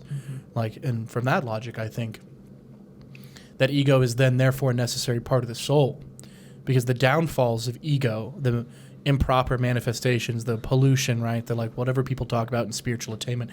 I think people go wrong when they think ego and spirituality must be inherently separate. I think they can be viewed as opposites, right? Like more ego, less spirituality, more spirituality, less ego. However, you would still need both. Yeah. Because it's by the surrendering of ego that you attain spirituality. Right? And it's by the loss of spirituality that you attain ego. And I think there's ebbs and waves, ebbs and flows in life in which one must have more ego and less spirituality to have a painful moment of realization to gain more spirituality than if they had without any in the first place. Yeah. Because, I mean, to say that ego is completely separate from the spirit would also infer that there is something separate from the higher power that creates the spirit. There isn't, and that's the illusion of it. That is the illusion part of There's it. no game at all. There's no chess. No. Like, Yeah. the pieces are in the box. There's no chess. Well, There's and no it's like pieces. when you're playing chess, there's no like. The rules are in your head, right? The moves are in your head. You can technically move a piece however you want it. You both agree to only move pieces a certain way. Exactly, that's a whole other thing we could talk about with all of that kind of shit. Making me feel smart, man. Well, it's like just the fact that reality itself is like just something we all agree upon. Yeah. You know what I'm saying? Like the color blue that I see is not the same color blue that you see. You know, like my all-time favorite play is called Rosencrantz and Guildenstern Are Dead by Tom Stoppard. Very great play, short. I've never even seen it performed, it's just read it. But there's a whole section that I fucking love in it, where I think it's Rosencrantz is talking to Guildenstern. The whole idea of the play, it's very much like Waiting for Godot, like a very absurdist play. Rosencrantz and Guildenstern are these two side characters from Hamlet that are basically fucking irrelevant to the story. They only show up, they're like his friends, and they show up towards the end to escort him to England for him to be executed by the English king. But Hamlet switches the letters and they get executed instead, right? So this guy, Tom Stoppard, had this idea, and he's like, what if I write a play but like just for these two characters? Because their existence, quote unquote, is very surreal. They only exist in the sense of someone else's story, right? And there's a really great quote in there about reality when it's like, one man walking down a road sees a unicorn on the side of the road, and a second man walks up and he tells him it's a unicorn. And the second man says, possibly, I think that might definitely be a unicorn. And as more people collect and the horse gets further away, the unicorn gets further away, someone suggests maybe that it's not a unicorn, because how could one exist? Maybe it's until someone puts out the idea donkey. that maybe it's just a horse with an arrow in its head. And after there's enough people, unicorns don't exist anymore, just horses with arrows in their head. And I loved how it broke down reality, and that concept is like, I think as individuals, we experience things that feel so surreal that it's impossible. That is true reality. But then we have other individuals that match our own rationalization, our own justification, our own fears and insecurities, maybe a manifestation of that separate ego, right? And then we call that reality. But that's really just a byproduct of collective bargaining, in a sense. I mean, we talking could too even much. say that about spiritual practices. I mean, that's like why cults and religions work so well, is because you share reality with people, and then it's true. What I believe and you believe is the same, and so that means it's true. You know, I mean, even gravity's still kind of a theory. We know it's real, but We don't know how it works, though. we don't know how it works. I mean, We know that it works. yeah, we know that it works, and we kind of have an understanding of the fabric of space and planets and the pull and everything, but like we still don't really know for sure, you know. And yeah, that's cool. I never heard of that, but I'm not really huge on plays, but that's interesting. I'm not either. Thank God. I mean, shout out to my mother. Like, she was the one that had me read that when I was in high school, because I was like, I'm an existentialist. She was like, all right, read this. And I was like, I love this. In fact, one of the tattoos I want to get is a line from that play on my back that says, give us this day our daily mask. And I've wanted that since I was like 15. How accurate, how appropriate is that for right now? Oh, right? It just fits in seamlessly. Like, there's so many good parts of that play, and just like my entire life I felt I wore masks and picked them on a daily basis, and I wanted the tattoo now, not only because I wanted it then and it's a reflection of that time, but I think even in like the pursuit of becoming our authentic selves is still in a sense the selection of a mask. It's just the consistent selection of one of them. And that's really what becomes our authentic self, is what we practice over time. Oh. And that's like a manifestation of our true inner feelings and our beliefs and opinions, you know, getting out of self-deception and being more authentic. But that in itself is still a presentation. I've had too much caffeine. No, I'm enjoying it. What do you think, Dom? Yeah, you haven't said a whole lot. I mean, Yeah, so we kind of hit a lot of stuff, but yeah, it was a lot to process. What I did take in is like the idea of Yeah, like you were saying with the whole like religious piece and like taking in like these are our common conceptions, and what Travis was saying about, oh yeah, now we all agree that unicorns aren't real and all that. It ties into something that I at least used to think about a lot, which is like without these widely accepted like social ideas of like what is like right and wrong, like how different would each of our perceptions of like what is right and what is wrong is. Like even with something as big as like committing murder, like I think still even with like social constructs, like we all believe like murder is wrong, like killing your fellow man is wrong, but unless still, it's somebody breaking into your house to exactly kill your family. But then there's or still a child molester who molested your nephew. Exactly, but like there's still people have their individual views on it, even though there is like that core belief that murder is wrong. People will be like, yeah, but when is it justifiable? Yeah. And everybody still has different perceptions of what that is. Yeah. And I wonder if like you could go as far as like if that idea hadn't been like permeated that murder is wrong, like would a lot more people differ on that issue? I mean, in essence, the whole concept of murder being wrong was simply created for the benefit of organized society. Mm-hmm. Yeah. So that there'd be punishment for people dying because people were scared of dying. So they wanted a negative reinforcement to not kill. That's essentially it. But I mean, the whole study of ethics is like what you brought up. Yeah. Murder is wrong, except, right, like It also- that's a whole interesting area. Like if there's you some commit I murder, think we're gonna murder you. there is- I to think show it people also- that murder Go ahead. is wrong. In terms of like labeling someone as good and evil, I think that can also factor into it. Like if we see like a mother who like shot and killed a man who was trying to like hurt her son compared to someone who just mindlessly like shot up a school or like something like that. Like we see one person as evil and one is not, and like there's that distinction there. Despite like it's technically the same act, right? Like murder is still the same act, but like there's so many different pieces to like what is right and what is wrong, and so many like you can like view it differently, because I'm sure there are people who would see like that mother who like shot someone in the face who like entered her home because that person was trying to hurt her child, and they're like, a lot of people just be like, oh, she was totally justified in that, and like some others might just be like, yeah, but it's still murder. Yeah. And I mean, like for anyone that's like taken an ethics class or any like philosophical study, especially of ethics, like basically what you're talking about is like a more nuanced version of just the trolley scenario. Yeah. Right. And I think it's really interesting to read through the history of ethics, right? Because it was something that's existed, obviously, since organized society. People have believed things for certain reasons. And people had made statements. Plato talked, in a sense, about ethics. But if you take an ethics course, where you usually start, in an American university right here in the United States, you usually start with, like, John Milton and Immanuel Kant, which none of that is until the mid to late 1700s at the earliest, right? People have been killing far longer than that. Yeah. But we only talked about why we did it from an ethical, philosophical standpoint during the Age of Enlightenment. And tying in with what you talked about, right? If our physical body is just purely a manifestation of something that actually doesn't exist, and our soul, this inner peace, is really nothing. It's just a piece of the greater everything, and is therefore really not a thing, the same way that you wouldn't call one part of a net a thing. It's just the net, right? Yeah, exactly. From that sense, one could argue murder is only wrong because other people agree it is wrong. Yeah. But if you're destroying the physical manifestation of something that does not exist, then the only reason we call it wrong is not because the soul is destroyed, because if it isn't, then nothing in existence is truly destroyed. It's simply that a group of individuals forming a collective have agreed that the destruction of a non-existent thing is wrong because it preserves their non-existent appearance as well. Here's a question for both of you guys on that. So like so I talked about like, kind of like that idea of perceiving whether something's good or bad, right? Do you think it's more about perception, or like more that certain people have like higher or lower levels of empathy? In terms of like committing an act or judging? Yeah. it, So or- like, do you think that like the scenario I described where like a school shooting versus like a mother protecting her child, specifically the mother protecting her child, do you think it's like people's view on that is purely based on like their morals, or it's kind of like it's based on their like level of empathy for the situation? Do you think they have like these like set in stone beliefs, or do you think like they're able to like kind of put themselves in that position? I don't know.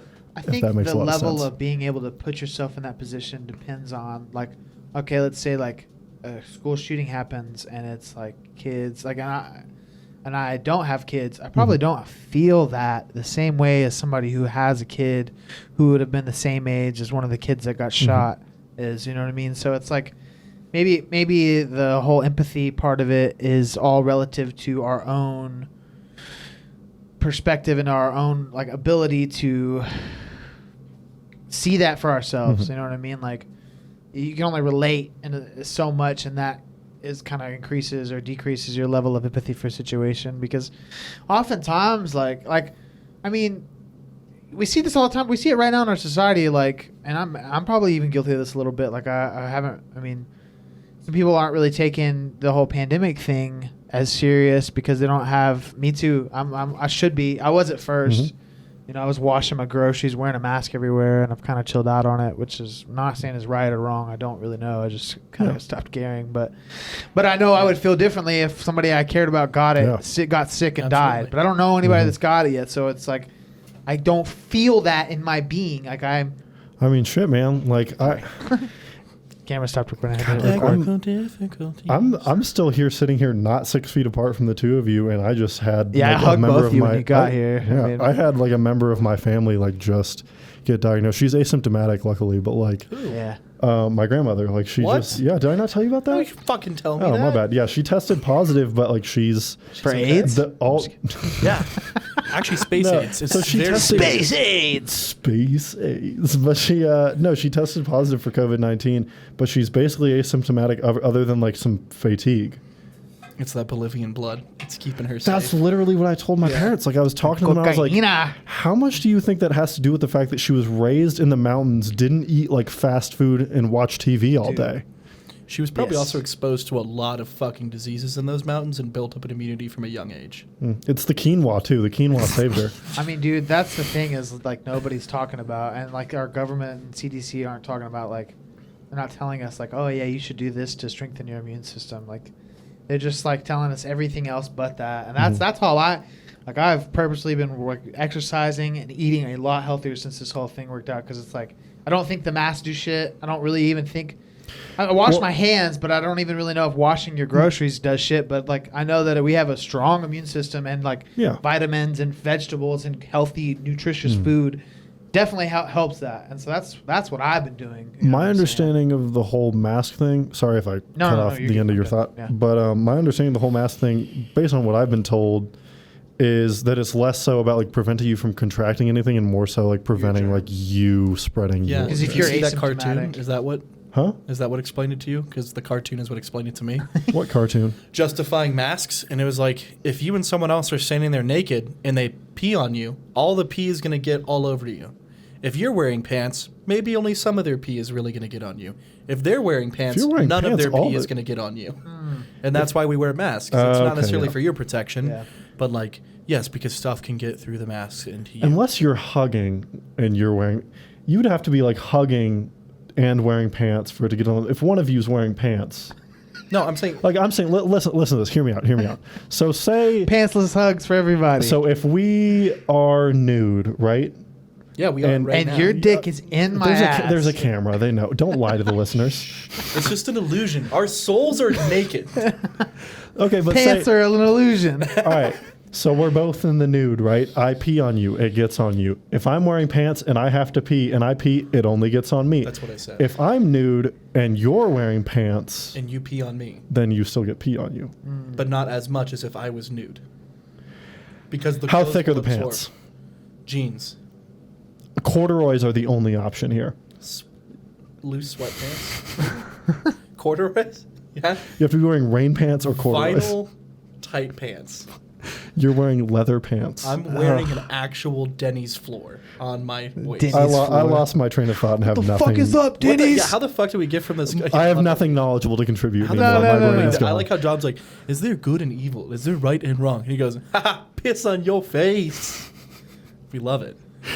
We love it. Is it wrong for me to piss on someone if no one's around to judge me for it? I also, maybe this is a little bit of self-pity, but I was like thinking in my head, I was like, yeah, I'm gonna like bring up this like good and evil thing that like sounded so good in my head, and as soon as it came out of my mouth, I was like, I just brought up some of the most like basic philosophical discussions of all time. It was I good. thought it was good. But Oh, I'm not like trying to shit on myself, but I'm noticing the self-pity, just like the yeah. like. that's the oh, dialogue I'm talking about. Yeah. That's the thing that causes problems because who fucking cares, right? Yeah. But that's the wild part about it. I don't. Yeah. I care, but do I truly, like, who I am really care? No, but my fucking ego does.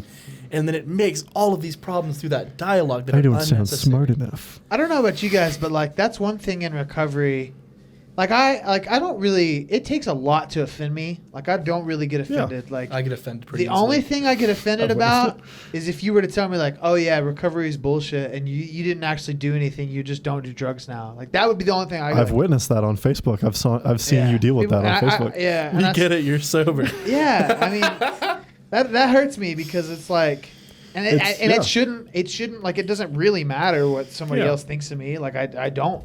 It's okay. Like who the fuck cares if somebody who it doesn't matter. It doesn't matter, But like, fuck, where was I going with that?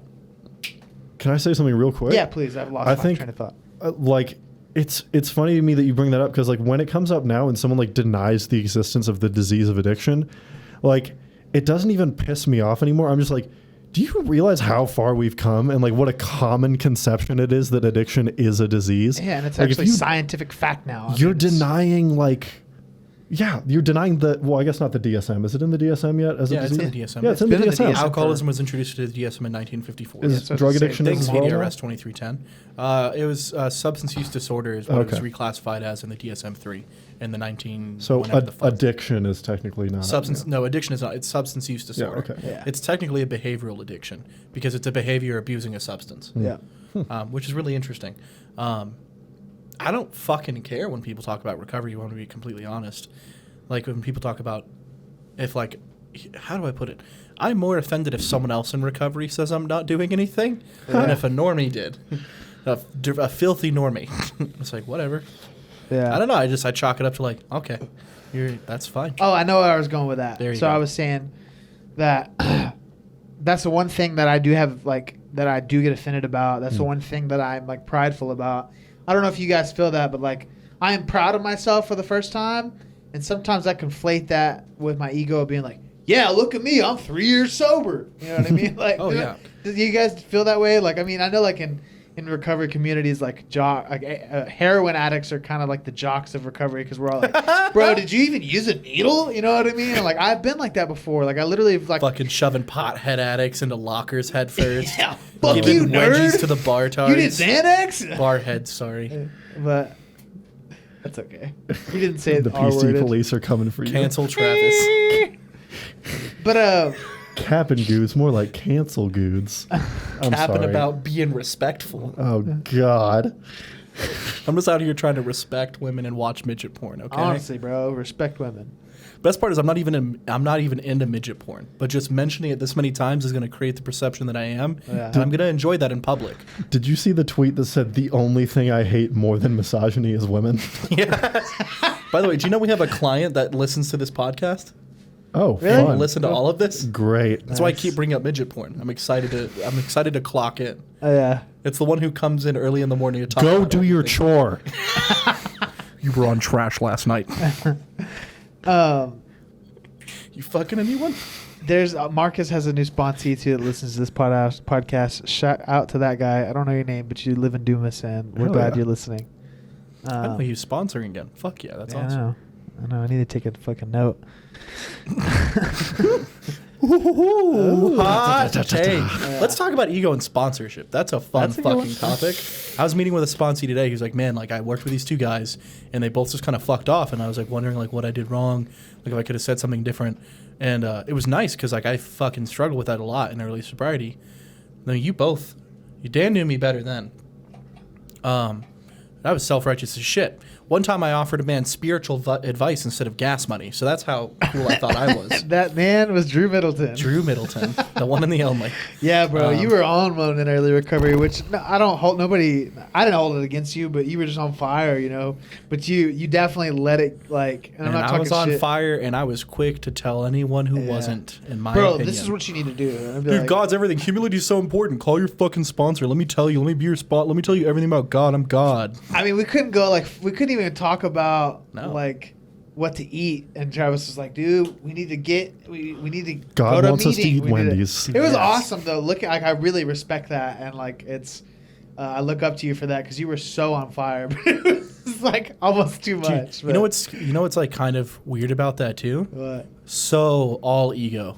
Yeah. What's crazy is like how much like a higher power was keeping me sober and helping me grow, and then how much just like dollops of sour cream level ego were just popped on top of that. Like, because I got sober at 18, didn't know who the fuck I was, and then like I walked in I'd been in 12-step meetings before, but once the steps started working, I was like, holy shit, I don't have to find out who I am. I can just read this fucking book and just egotistically practice this all the time to the point where like I don't have to deal with a very scary process of finding out who I am. And that worked like right until my first major relationship ended. And I was like, I want to kill myself at 2.5 years sober. I have something nice to say about when you were on fire. Let me get my dick out real quick. But before I say a nice thing, first I'm going to say fuck you, because that way it like levels it out a little bit. That's good. Yeah, exactly. Yeah, you know my kink. Fuck you, you're amazing. But that was like a big reason why like I agreed to live with you. Like I remember like people would just be like, yeah, all Travis talks about is like this recovery shit, and you know that, so that doesn't offend absolutely. you. No. But like I remember just being like, that'll probably be a good thing, because I am like I was like so hot and cold and have been. Like I was a chronic relapser for such a long time. And I was just like, maybe having that consistency of someone who is so on fire will be beneficial to me. And lo and behold, I was right. I'm God. But no, I was right. Like actually having someone who was like very like, even like when you're not doing what you consistently, you've never just like turned your back on it. So like that, like consistency Is key. was like pretty vital to like having a roommate. I think I benefited a lot from that. So I really appreciate that, because like we met up with like sponsees together before and stuff like that. And that first summer was, I don't know about you, but there's definitely times where like I go back in my mind and I like rose tint glass that first summer, like nostalgia. Oh, it was like we neither of us also- were dating anyone really, and we were kind of sad a lot, but it was awesome. Oh, that was. We were like new to the apartment. There's that John Wayne cardboard cutout and that shitty roommate who was allergic to everything. Can you real quick tell him the story of when we walked into the apartment our apartment for the first time? We walked into the wrong apartment. Because y'all had a rando roommate, right? Yeah, but so before that, we walked into the wrong apartment. Right thinking it after was signing our ours. lease, like we got the Yeah, keys. and the door was unlocked, so we just opened it and went in. Bottles of liquor all over the top. And a half-smoked joint just on the counter. Oh, shit. And Dom and I, like, I picked it up and we were just like, are you fucking, oh shit. Uh-oh. We like wrote down on our like roommate match profile in recovery. We like to like keep stuff clean. I was like, wow, they literally threw us in with somebody who left a joint 3 feet inside of the door. And I was just like looking at this joint and I was just like, nice, this is gonna be good. let me finish this off real quick. This is very funny to me. I still remember this. Yeah. I remember just being like, you think we're in the wrong place? And you're like, there's no way. We're definitely in the right place. Like I looked. If you want to define all of our interactions over the past You were years, so certain. Dom having reasonable doubt, me going, no way, I'm not wrong. I'm never wrong. And then I was like, can we just check the front door? And you're like, oh, whatever. Like, I know that I got the right place. And we I'm like stepped getting out mad. I'm getting resentful. I'm like, why does he always fucking question me? Is this what it's going to, I'm future tripping. Like, is this what it's going to be like? Living with this guy that thinks he knows better than me? I know where we are. Literally on the And then first day. we stepped outside and you looked up and I just watched your face go like, oh. I'm like putting the key in and I'm just like, bro, maybe, and like, I love this. They gave us the wrong. I can't that- believe they fucked us over like that. That's the extent of my ego, right fucking there. To this day, it's a I'm little not bit wrong. diminished, but not I got much. fucked over. Yeah, exactly. Not that I went to the wrong apartment. It's this complex that is very skilled at putting people in the right apartment with the right key has magically fucked Travis Gudenrath over because I'm just that goddamn important. Yep. And that's what it is.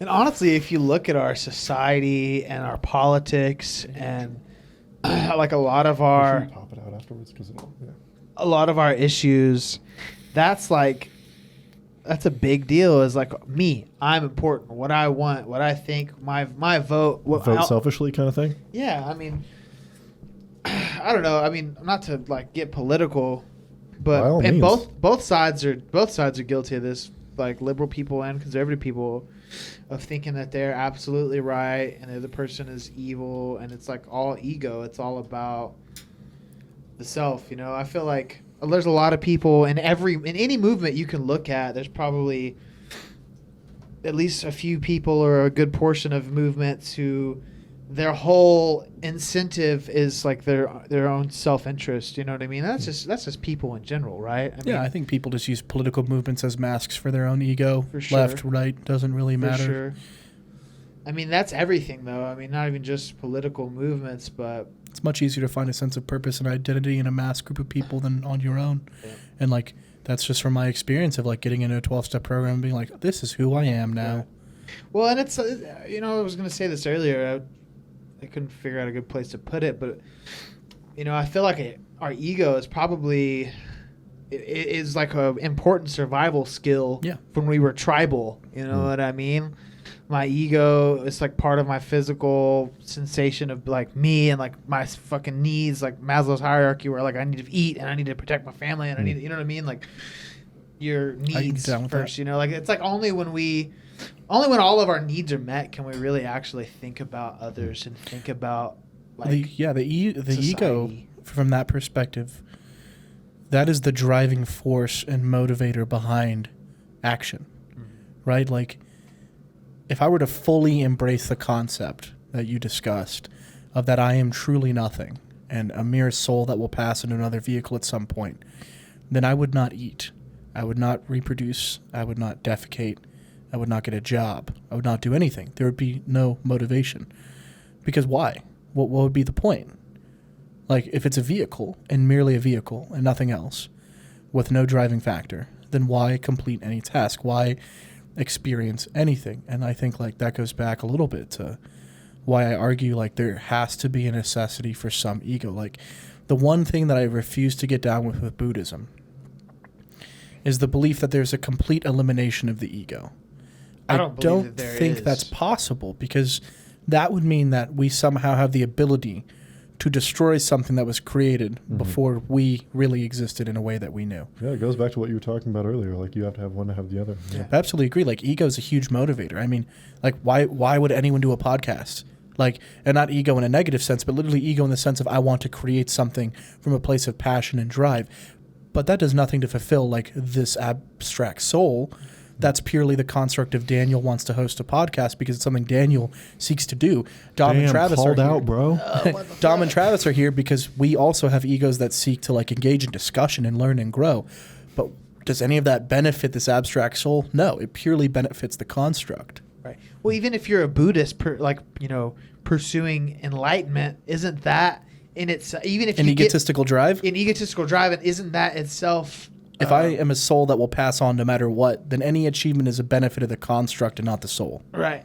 There's like a part, I don't know if you have got to this episode, I don't remember where it's at on the Midnight Gospel, where he talks about, he like makes a joke, one of the guests, he's like spiritual practices are just like, you're just like grinding in World of Warcraft. Like you haven't had water in 3 days. That's the episode we were talking about with the actual like soul prison. Not the episode, the one right after the one you're talking about. The one that guy. It's the occultist. The other one, the second. They're both occultists. Confusing. Yeah. Just a little critical note of Midnight Gospel. It's a little confusing to have two back-to-back occultist guests. Where's the diversity in the guest pool? I'm just going to argue, like from a narrative standpoint, it's a little confusing. Yeah. You guys really need to watch that last episode. Y'all will fucking cry. Like I cried. It's about his dead mom, right? I saw the like description of it, and Travis like looked up the name of her. Didn't he like make this show in part because of her passing? I don't know about that, but that last episode is an actual podcast with his mom 3 weeks before she died of cancer. Fucking shit. I want to cry thinking about it right now. It was so powerful. I wish we had watched it before this podcast so we could talk about it. Me too. It's so good, man. Like, we're going to watch that. Well, I mean, tonight. Probably not. Let's watch it. Invite your girlfriend over. Let's all cry together. I'm actually it is we could so do it tonight, good. honestly. I could make her come over to our place instead of going over there.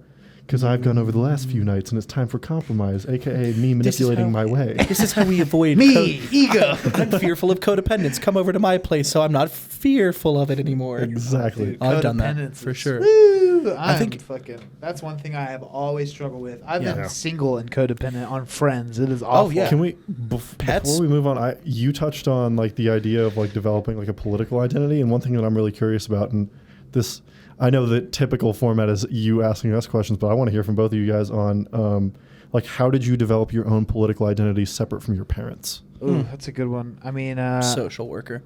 Shut up. I mean, my family is all like even all of my family is extremely conservative, and so, and like the older I get, the more that I start to understand. Like, oh, that makes sense why they think that way, kind of, But like, I just where I'm at now with it at 28 is like, I just want everybody to be able to. I think we need a whole restructuring of a lot of these systems. I mean, I think that's my one hope with this whole pandemic thing is that like the healthcare system's got to get sorted out in some way. I mean, and like the disparity between the wealthy and the poor in this country is just growing and growing and growing to the point of where like when I'm a grandparent, even if I get wildly successful in music and this fucking podcast or whatever, like it's still going to be like it's just going to get worse and worse, especially when automation really takes over. Yeah. I mean, we're going to see widespread job loss. And so I liked Andrew Yang. I liked Tulsi Gabbard, Bernie. Like, I think that we need to change our system. Like, it's like so fucked that, like, corporate money is in every fucking corner of all politics, regardless of what party you are for. It's in every aspect of it. Fucking all of it needs to be radically changed. I mean, I'm not a communist or socialist, but like I definitely think that we do not have a government that represents the will of the people anymore. It represents the will of big corporations, and it's you mentioned the like wealth disparity thing. One thing that like was kind of frustrating to me was. And I'm sure there have been like so many cases of this. I'm sure you've like heard a lot about this kind of stuff. But like with the whole, oh my God, who's the Amazon executive? Like Jeff Bezos. Jeff Bezos. Yeah, like CEO people, someone like tweeted out or like said something along the lines of like, oh, you see all these people like criticizing Jeff Bezos' wealth, but then they order from Amazon. And it's like, yeah, you're like criticizing people for being half hypocritical. the shit in here is from Amazon, so I really can't. Exactly. But like at the same time, like the reason why that was kind of a frustrating like line of logic to me is like, every single one of us has been hypocritical. So like how, so you're saying like I can't have like I'm not this, even saying that there shouldn't be billionaires. Like I think I believe in the private market. Saying you should be able to criticize it even if you do like support the company. There's just like, I mean, back in the 50s, we used to have the marginal tax rate for corporations was like anything over, I think it's 10 or 20 million was like 50% or something like that. Oh, yeah. I mean, I don't know, man.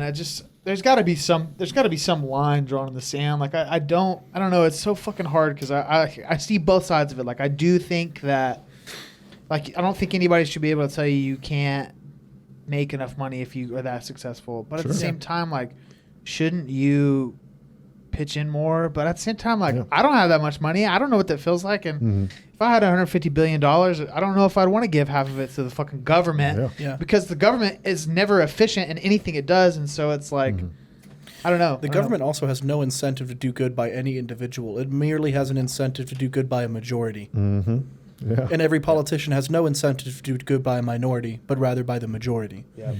Right. That's the biggest issue with representative democracy. While it is more efficient than direct democracy, you are inherently creating and incentivizing benefiting a majority over a minority and creating an entire bureaucratic system that is incentivized to make things as slow and arduous as possible to maintain power for as long as possible. Like, I think the whole two-party system is honestly a facade. Like, I don't think there really is a difference between parties. I think that's just a distracting game so that larger entities can achieve what they want. And I'm not talking like Illuminati bullshit. Power to people that believe it. I'm just not one of them. But like corporate interest is a fantastic example. Like the two-party system, I think, was simply just reinforced as a political idea to keep the masses in competition with each other rather than actually making effective change as a majority body. I mean, it's the concept of divide and conquer, right? Like, you just divide them into two halves, red versus blue, and let them go at each other over points that eventually don't really see any type of change. instead of those groups actually forming something in effective change. I mean, that's why like third parties are a joke for the most part. The Libertarian Party, but I mean like the Green Party, right, which is like the Independent Party, the largest, most significant third party in the United States. I think the largest vote they ever achieved in a presidential election was with, what the goddamn was his name? Gary Johnson? No, it wasn't Gary Johnson. It was back in the 90s. It was Insider Baseball was about this. What was his name? Ralph Nader. Oh, okay. Ralph Nader, when he won 10% of the vote in the primary, which is pretty fucking insane, right? And people still laughed at him. And to this day, like, it's like, oh, yeah, third parties are great until you want to run for president, right? And the only time you see any really significant third-party representation is in Congress.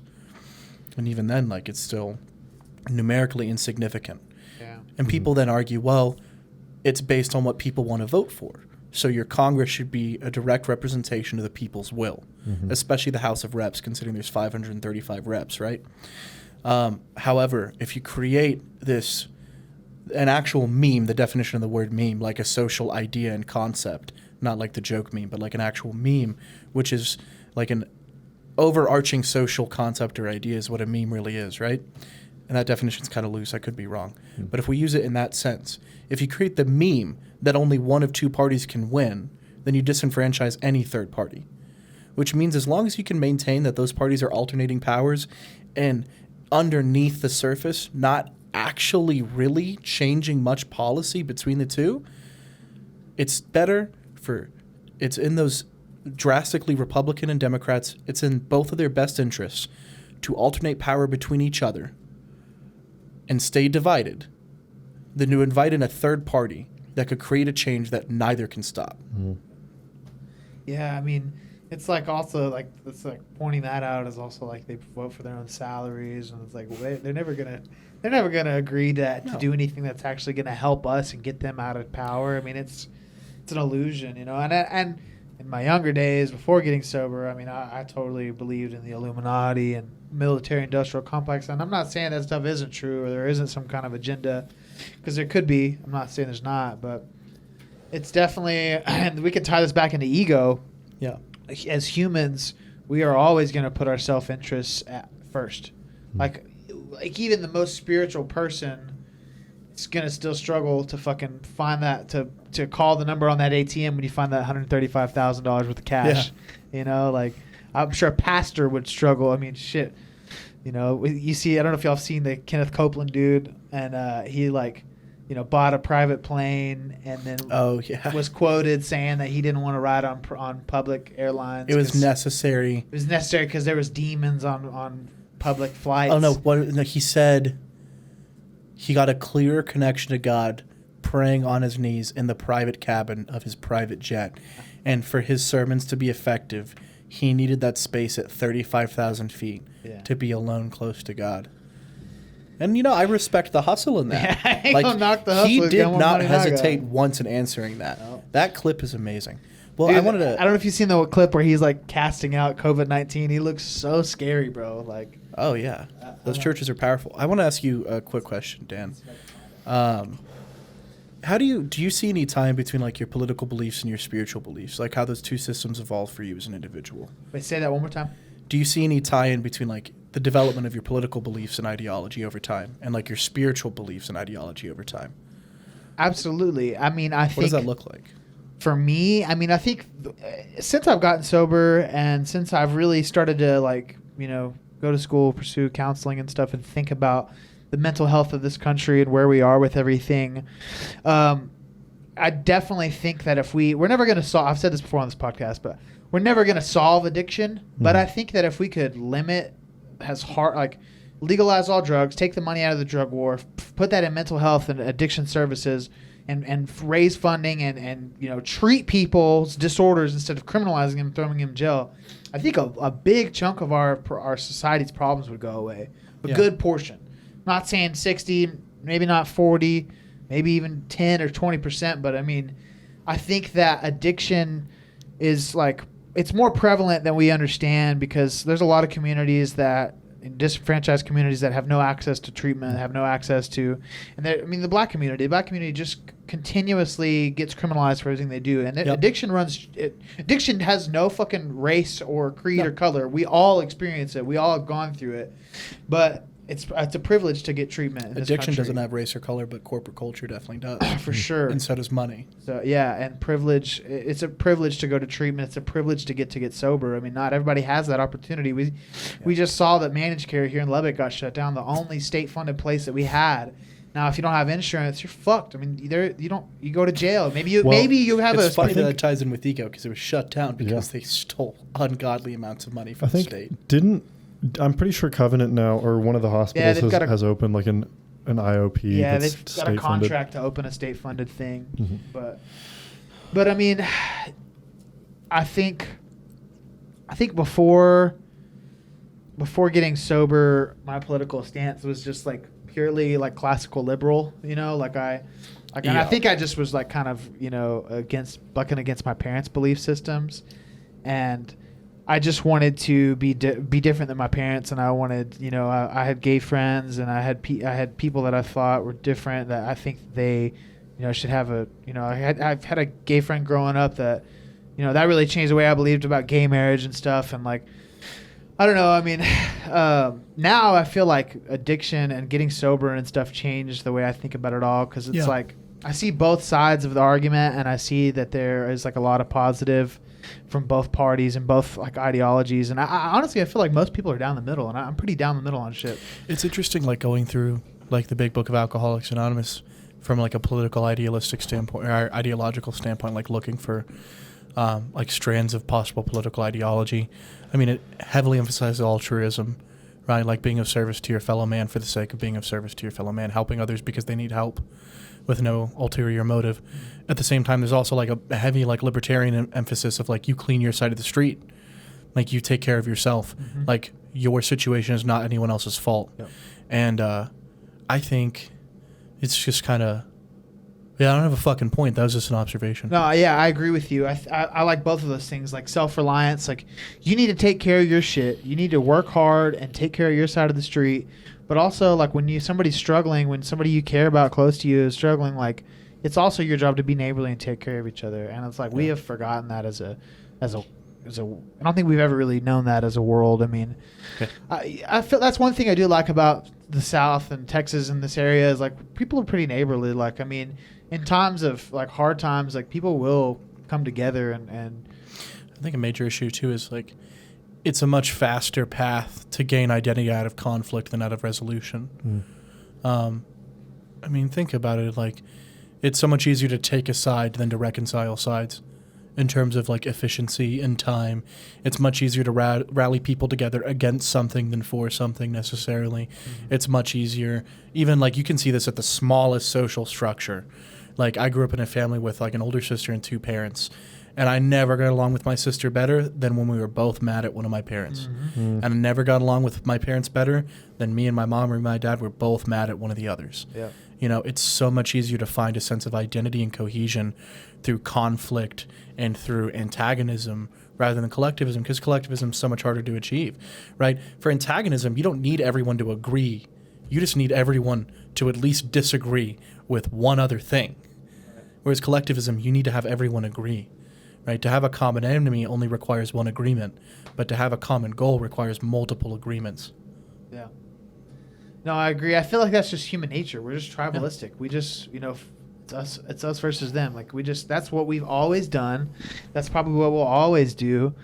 And I mean, but it's also good though, because I feel like it's good that like, the two-party system's kind of fucked and stupid, but it's also like, if we disagree, we push progress a little further, and the other one keeps the other one in check a little bit.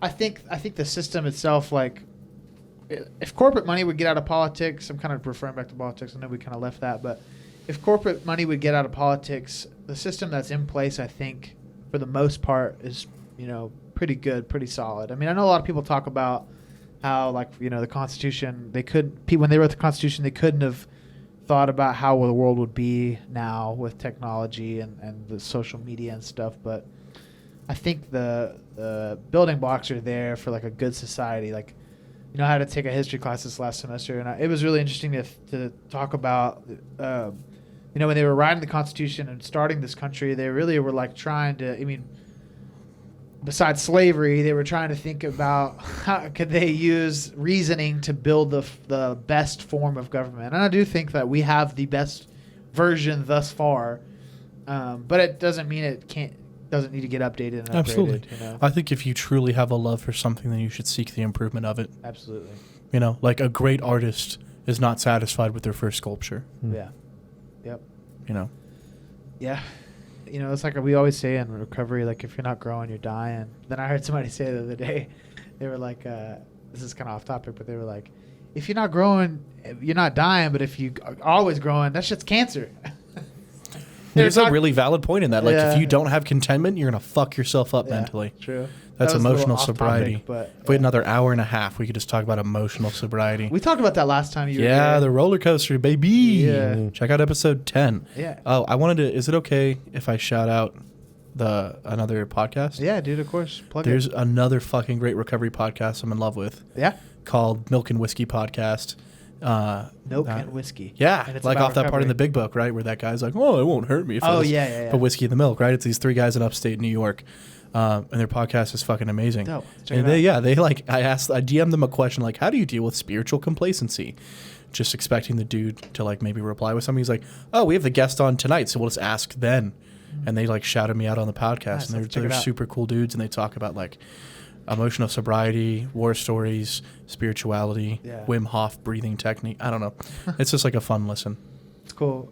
That's good. That's another thing that makes me happy. I mean, there are a fuckload of podcasts, and there's even more now because of this quarantine. But I'm pretty sure Amazon like sold out of like a lot of like Oh, yeah. podcasting gear. probably, Dude, yeah, fucking Rockville is making a killing probably based on the fact I'd never heard of them till like the quarantine. Yeah. But I think this kind of stuff is really good for recovery because some people do know people in recovery, but it's really not as common. You know, it's starting to become more mainstream and common, like, you know, Lip and Shameless. I don't know if y'all watched that show, Oh, yeah. but Mom's about a mom and a daughter in recovery. Both in and- recovery, yeah. yeah, so Dude. it's more common, you know. I was at like a party with a bunch of normies like not too long ago, and I was sitting in a hot tub with some people like that were all just like drinking beers, and this one girl who's just like knocking them back, she was like, "Oh, like why aren't you drinking?" And I was like, "Oh, like I went to treatment like back in the day, whatever." And she was just like, "Oh, that's just like my friend." So like even it's weird. Like you know when her it just like, friend? comes up. No, Dude, sometimes it do be that small. Though, it, you know? it is that small Yeah, world for real. especially in Lubbock. I mean, But like you can now like be at a party hanging out with people like getting shit housed, and they'll just be like, "Oh yeah." yeah, my buddy's an Dude, it's alcoholic. become. Yeah. I know. Like, I feel like we got warned a lot about so much in treatment. Like, people are gonna peer pressure you into drinking and using, and like that's definitely happened to me a couple of times. But I've also had a number of cases where people are like, "Oh, that's cool. Like, I'm glad you're here. Here's water." Dude, I was like standing next to like a beer pong table, and like this girl like had the drink in her hand, and it was like her turn to drink, and she was like, "Oh, drink this for me," and she's like, "Oh shit, never mind," and like put it down. Oh, yeah. Like, even shit like that. Like Dude, it's how, funny. how have you dealt with that being the front man for a band? You know, I mean, Like balancing like your own program and ego, because you have like this private life. You're open about it, and I get that. But like the work you do for your own recovery is like on your own time, right? Like you're not doing that work on the stage necessarily. well, I mean, I don't know. You've heard me. I mean, that's another platform that I try to use to I spread the meant like message. your like prayer, meditation, stuff like that. Like the stuff you do to keep yourself sober. How do I separate that? I guess like Dude, have you well, ever had dude. moments on stage where you're like you realize on stage your program isn't where you want it to be? You're like about to play a song and someone's like, "Have a beer," and you're just like, "Fuck." I mean, no, because honestly, dude, since getting sober, I have gone further with music than I ever did before. True. I've done more than ever, and so like, they're the same thing with me. I mean, like writing and being creative and playing music is like a spiritual outlet for me. Like it is just as important to me as prayer and meditation. I get Like a that. lot of times when I'm feeling fucked up emotionally, like sitting down with my guitar and purposely trying to write and get that emotion out of me, like that has been just as big to my recovery as meetings or anything else. Like it's massively important to me. And so I mean, it's a practice of mindfulness and being self-aware, right? now my ego and music, now that's a whole. When I was single and if I played a show, fucking, I remember. Whatever girl I'm talking to, you better be putting out that night, because I literally in my head I'm like, I fucking rocked out tonight. You owe it to me, you know. I don't say that. Out, now my cock's out. Yeah, you know, it's just, that's what I'm saying. That's how my ego gets, though, is like when really it's like, it's not me. I mean, it's me and 3 other people, and it's like also, no, I'm not the only band. It's not my night. You know what I mean? It's like, and as badass as it is, like just to think, like there's probably a very small chance that your girl is sitting there just like, oh yeah, I'm gonna like fuck him because of that sick solo that he just ripped. It's not like that. There's no way. Like if I do bad, You'd be surprised. Like one of the first girls that I knew you dated. But it's like not, a big I'm part of that saying was it's, because like, you probably not played as much music as and you you were think. sick at it. It's probably like not as much as you remember think. being next though. to that. I know what you're like saying. when you're like bending that last note, you're just like, oh, I'm about to just I'm a sex symbol right now. right? Yeah. God. No, I mean, look at me. I'm not a sex symbol. And really, it's just You a bunch of shut like your nerdy fucking dudes mouth. like us You standing don't- in the back like, that was tight. You don't talk. That's it. Dudes, okay. So that's the funny thing about music is like, and just live performance in general, like the average person, we say this as musicians too, the average person can't even hear if it's actually good, and like they can't hear a fuck up, you know what I mean? So it's like, Yeah, that's me. I am always my own worst critic, because I'll get off stage sometimes like, man, that was a rough set. People are like, dude, that was great, dude. You did kill it. I'm like, oh, I hit a wrong note, and I got off from one beat, one song, like, you know.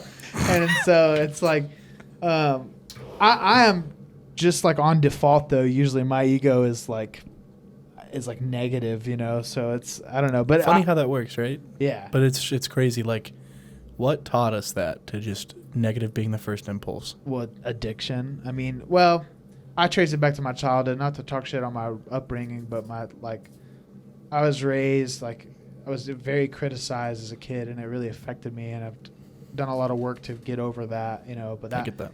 I tie a lot of my addiction to self-worth issues, because I literally was like, oh, I'm worthless, like, I don't matter. Yeah. Like, And when I get high, I don't feel that. right. Sometimes I even feel big when I do it. Yeah. But Cocaine. okay. I wanted to pull Gasoline. this up because I just wanted to get you This guys. man looks like a fucking Christmas doll that's been leather tanned. Dude. I did not know he was from Lubbock originally. Wait, that he's what from it said? Lubbock? Yeah, go back. You fucking kidding? Look at the right. Lubbock, Oh Texas. my God, he's Whoa, from Lubbock. that's creepy. Guys, we have to move. Let me find this video though, bro. Like, I'm just gonna This get y'all- Green Goblin looking motherfucker. This is Lubbock's god right here. Look, I want to go on record. Fuck Kenneth Copeland. Yeah, I'm brave. My dad fucks with this dude too. How man. could you say something so controversial yet so brave? Let me find this video. It's so eerie, bro. We swing at softballs. In this I don't know if y'all seen this shit, but it honestly looks wrong to me.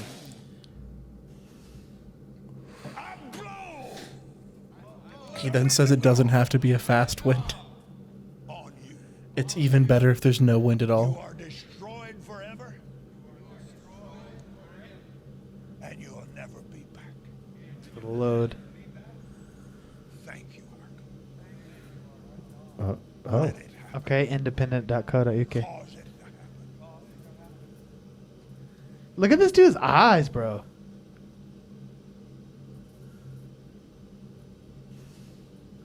He just seems so creepy to me. Mark? Did he just say Mark?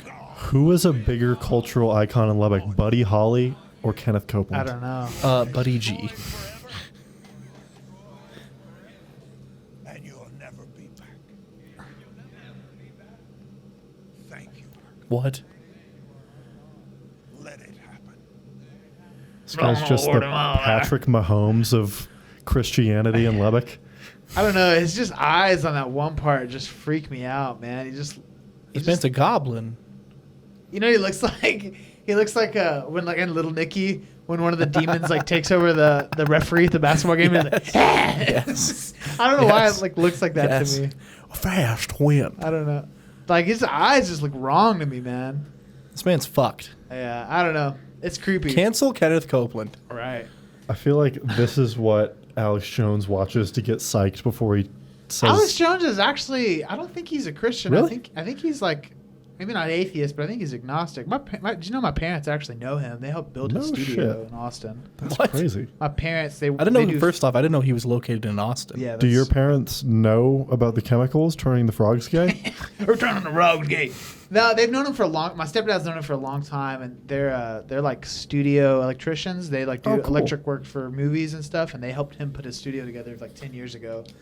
So they kind of know him. I mean, they don't know him like my stepdad knows him real well, but they say he's a nice guy. So I mean, he did claim in court that his presentation is a character. yeah. Dude, and dude, honestly, some of his stuff isn't. I mean, he's out there, but he's actually broken some stories before, like Bohemian Grove. Like he broke that. Like that's a real thing. That I don't know what the fuck that is. you don't know what No, Bohemian yeah. Grove is? What's that? Oh, so Here, I'll just give you a definition of it because I'm gonna explain it shitty, but Is it where a bunch of aristocratic people are fucking kids? it's probably. It's basically a meeting of like elites, Oh, sick. Oh. Oh. California, rich and powerful go to misbehave. They do like a cult. Is that like Rituals. True Pizza Detective Island? season 2 was based on that. Is it like Pizza Island?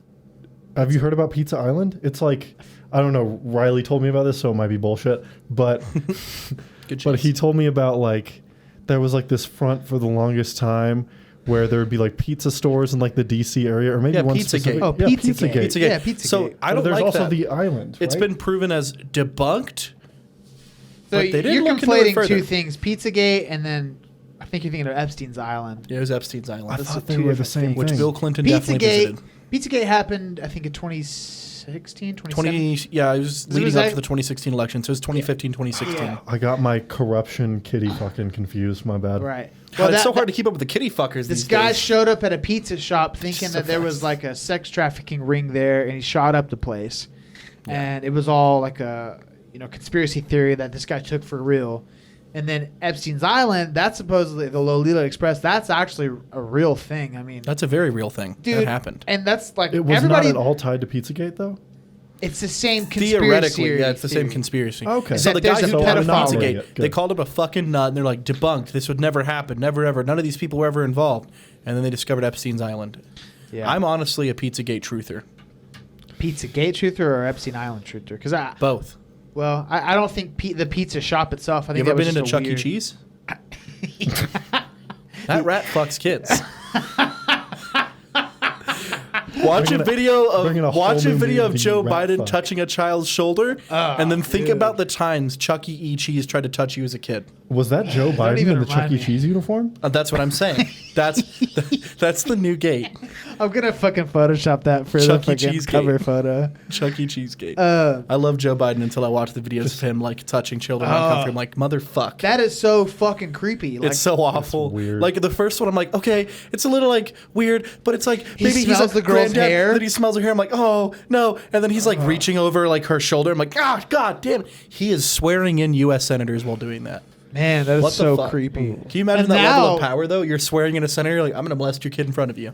And now all the videos of him just like not making sense. I mean, it is fucking insane. I that they're mean, yeah, trying he's to- just losing touch. yeah. Riley is following a Twitter feed, like an ongoing Twitter feed where people post just various new videos and quotes from Joe Biden losing his fucking so mind. bad. Incredible. It's really sad to watch, actually. But it's like, and that's the thing that we're all talking about now is like, what I mean, do we vote? Do we not vote and let Trump be winner of the election, and then he like puts the Supreme Justices that are going to be there for maybe our kids' lives? Who's running as VP on Joe Biden's ticket? Klobuchar, right? Yeah, I think he just picked. I think he just announced Klobuchar. Klobuchar? Yeah. Okay. Elect Joe Which- Biden, impeach him for insanity. Yeah. Klobuchar's president. Yeah, I don't know, man. Well, we've just seen in our lifetime that impeachment is apparently a lot harder than it looks.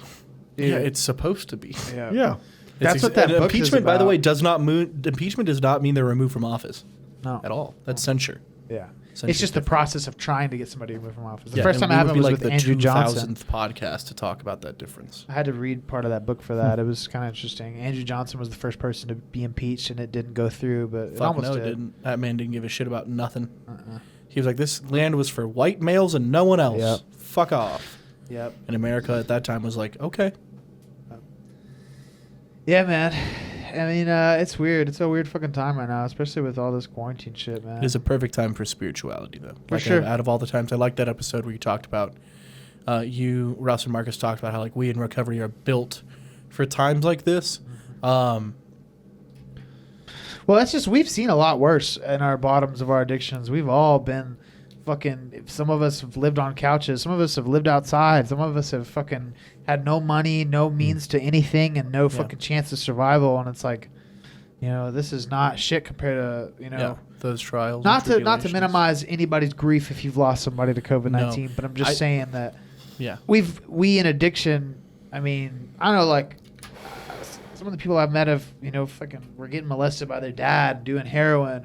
And I mean, dude, we've all been through so much shit that this is like not really, it sucks, you know, and especially, you know, like one thing Rogan's been saying that I really like is he was like, they closed Alcoholics Anonymous, but they left liquor stores open. Like, that's the fucking insanity of this whole situation. I mean, He brought that up on a podcast? he did. He said it 3 times now, and I was like, "Fuck yeah, Joe!" All right, Joe Rogan. That's what I'm talking You know about. what? I forgive him for all the DMT comments. I forget him for asking Steve-O if DMT would cure addiction. You know what? I forgive you, Joe Rogan. You heard it here first. That's actually supported by research. I mean, they've done like studies where people do mushrooms and they get over fucking alcoholism. I'm not saying it's a end all be all, but it can help you process some of that trauma. A lot of these I think studies still need to be replicated as well. I think a lot of those cases have also been pretty like specific to heroin addiction, and so it might not be like people with, you know, like the disease of addiction, but like I've seen like footage of, I don't even think it's like mushrooms. I think it's like very specific hallucinogens that they've like given ketamine people who are been showing a lot of success. Ketamine, people LSD. who have been like physically dependent on heroin, like get the motivation necessary to kick the habit through their experience with hallucinogens. I'm actually pro psychedelics. I mean, even in recovery, I don't really know if I'll ever do psychedelics again. I don't really know if I'd ever want to go down that route, but I'm pro psychedelics for our society. I think that they are way better in a safe environment. They're better for you spiritually and psychologically, you know, than fucking alcohol or cocaine or I don't know. It would have to be like pretty serious. Call your sponsor, Dan. Call him right now. Fucking you. Yeah, dude. I think for other people, like that might be extremely beneficial for them. I honestly think we should legalize all drugs and stop criminalizing people who legalize or with mental decriminalize. Decriminalize, really. I mean, legalize and tax. Just I don't think we legalize could- and you put it think- in kids' candies. I don't think there's any way. If we introduce kids to heroin by the age of 6, they'll build up a tolerance enough. I Where just only the do- strong survive. I cannot see like any government that I know of like regulating crystal meth. North Korea literally did. I mean, but dude, they have Adderall They did it with for crystal kids. meth? I'm not joking. Yes. Are you kidding me? No, North Korea Dude, for why a do you time was think- trafficking drugs. Dude, I mean, fucking. It was that's- government. Wait, hold on. I think like the fact that we've been on average through some harder shit definitely contributes, but I think more of like a perception shift.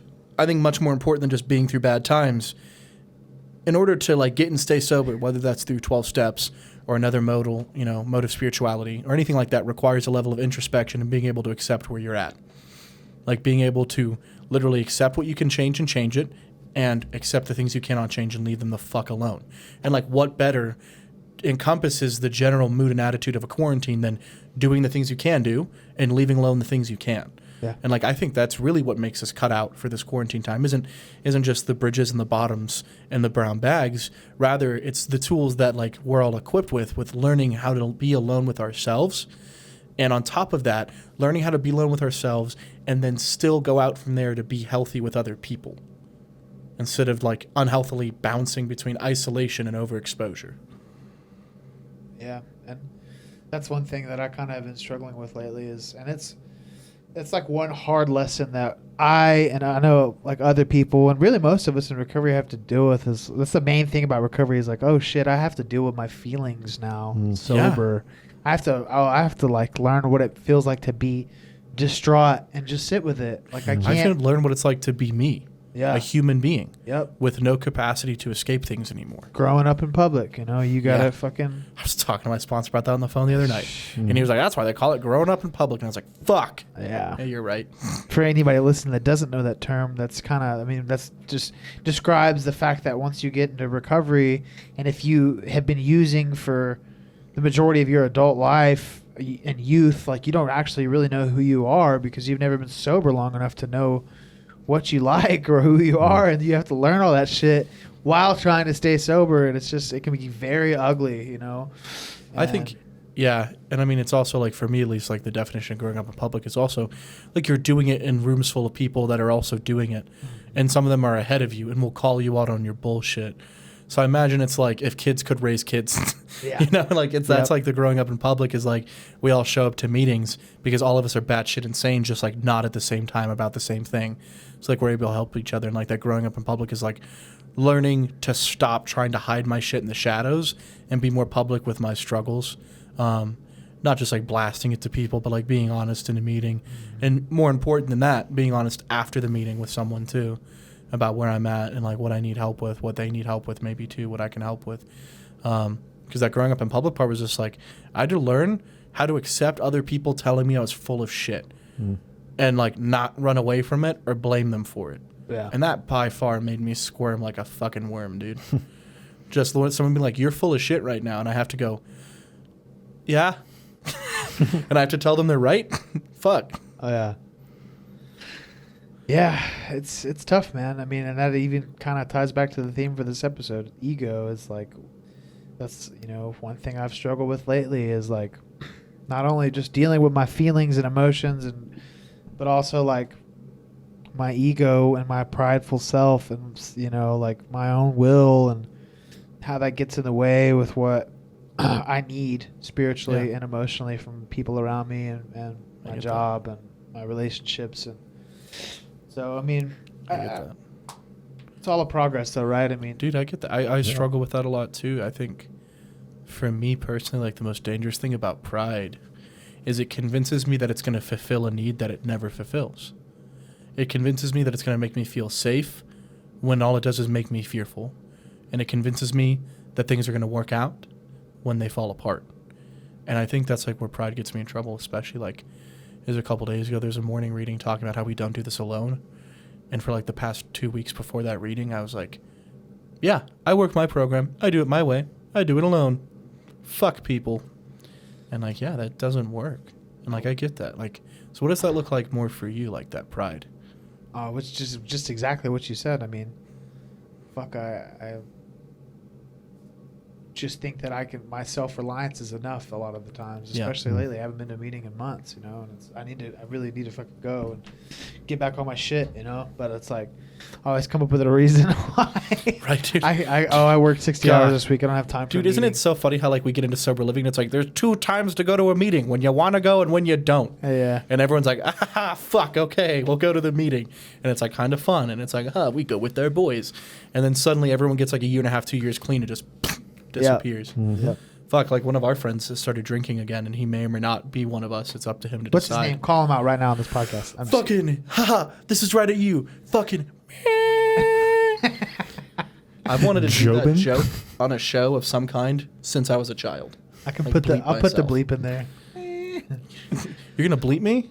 Just that one part where Just you said buy his me name. dinner first. You can do anything you want, baby. I get it. Yeah, we touched again. Well, that was 2 hours, my dudes. I really shit. enjoyed that. That was a good conversation. Thank you did for a lot having of us. Yeah, dude. Dude, I'm and glad thank God you came, Dom. there's no kitty fuckers here today. dude. Hey, you know what's crazy? You were here the You 10th don't- episode. This is the 20th episode, so now you have to come back to the Hey. 30th You gotta come back for the episode. 30th. Yeah. So we'll, Every 10 episodes. who should we find? You know, I'm who not should- coming back until wait. the 69th. You know who should we? You know who the third? You know who the third person should be for the 30th episode? What's that? A donkey painted as a zebra. And here we have a donkey. I mean, have it's a zebra. Circle. I just fucking. I have one more plug. Yeah, plug it. Watch The Lincoln Lawyer featuring Matthew McConaughey. It's a great movie, underrated. I'm probably gonna make Travis watch it tonight. Which one's Lincoln and which one's the lawyer? Matthew McConaughey plays both. It's actually like Fight Club. Really? He is Abraham Lincoln in real and life, a lawyer. and Brad Pitt is the lawyer. That's so crazy. And Ed Norton's just like there, not playing any character, Exactly, just yeah. being Ed Norton. It's a good movie. Can that be the episode? The title of the episode? Lincoln Lawyer is a good movie. Sure. Thank you so much, Yeah, dude. It's been fucking awesome. I Thank know. you I'm for having so us glad on. to see Absolutely. y'all. It was fun. All right, y'all. That's it. Bye. Thanks.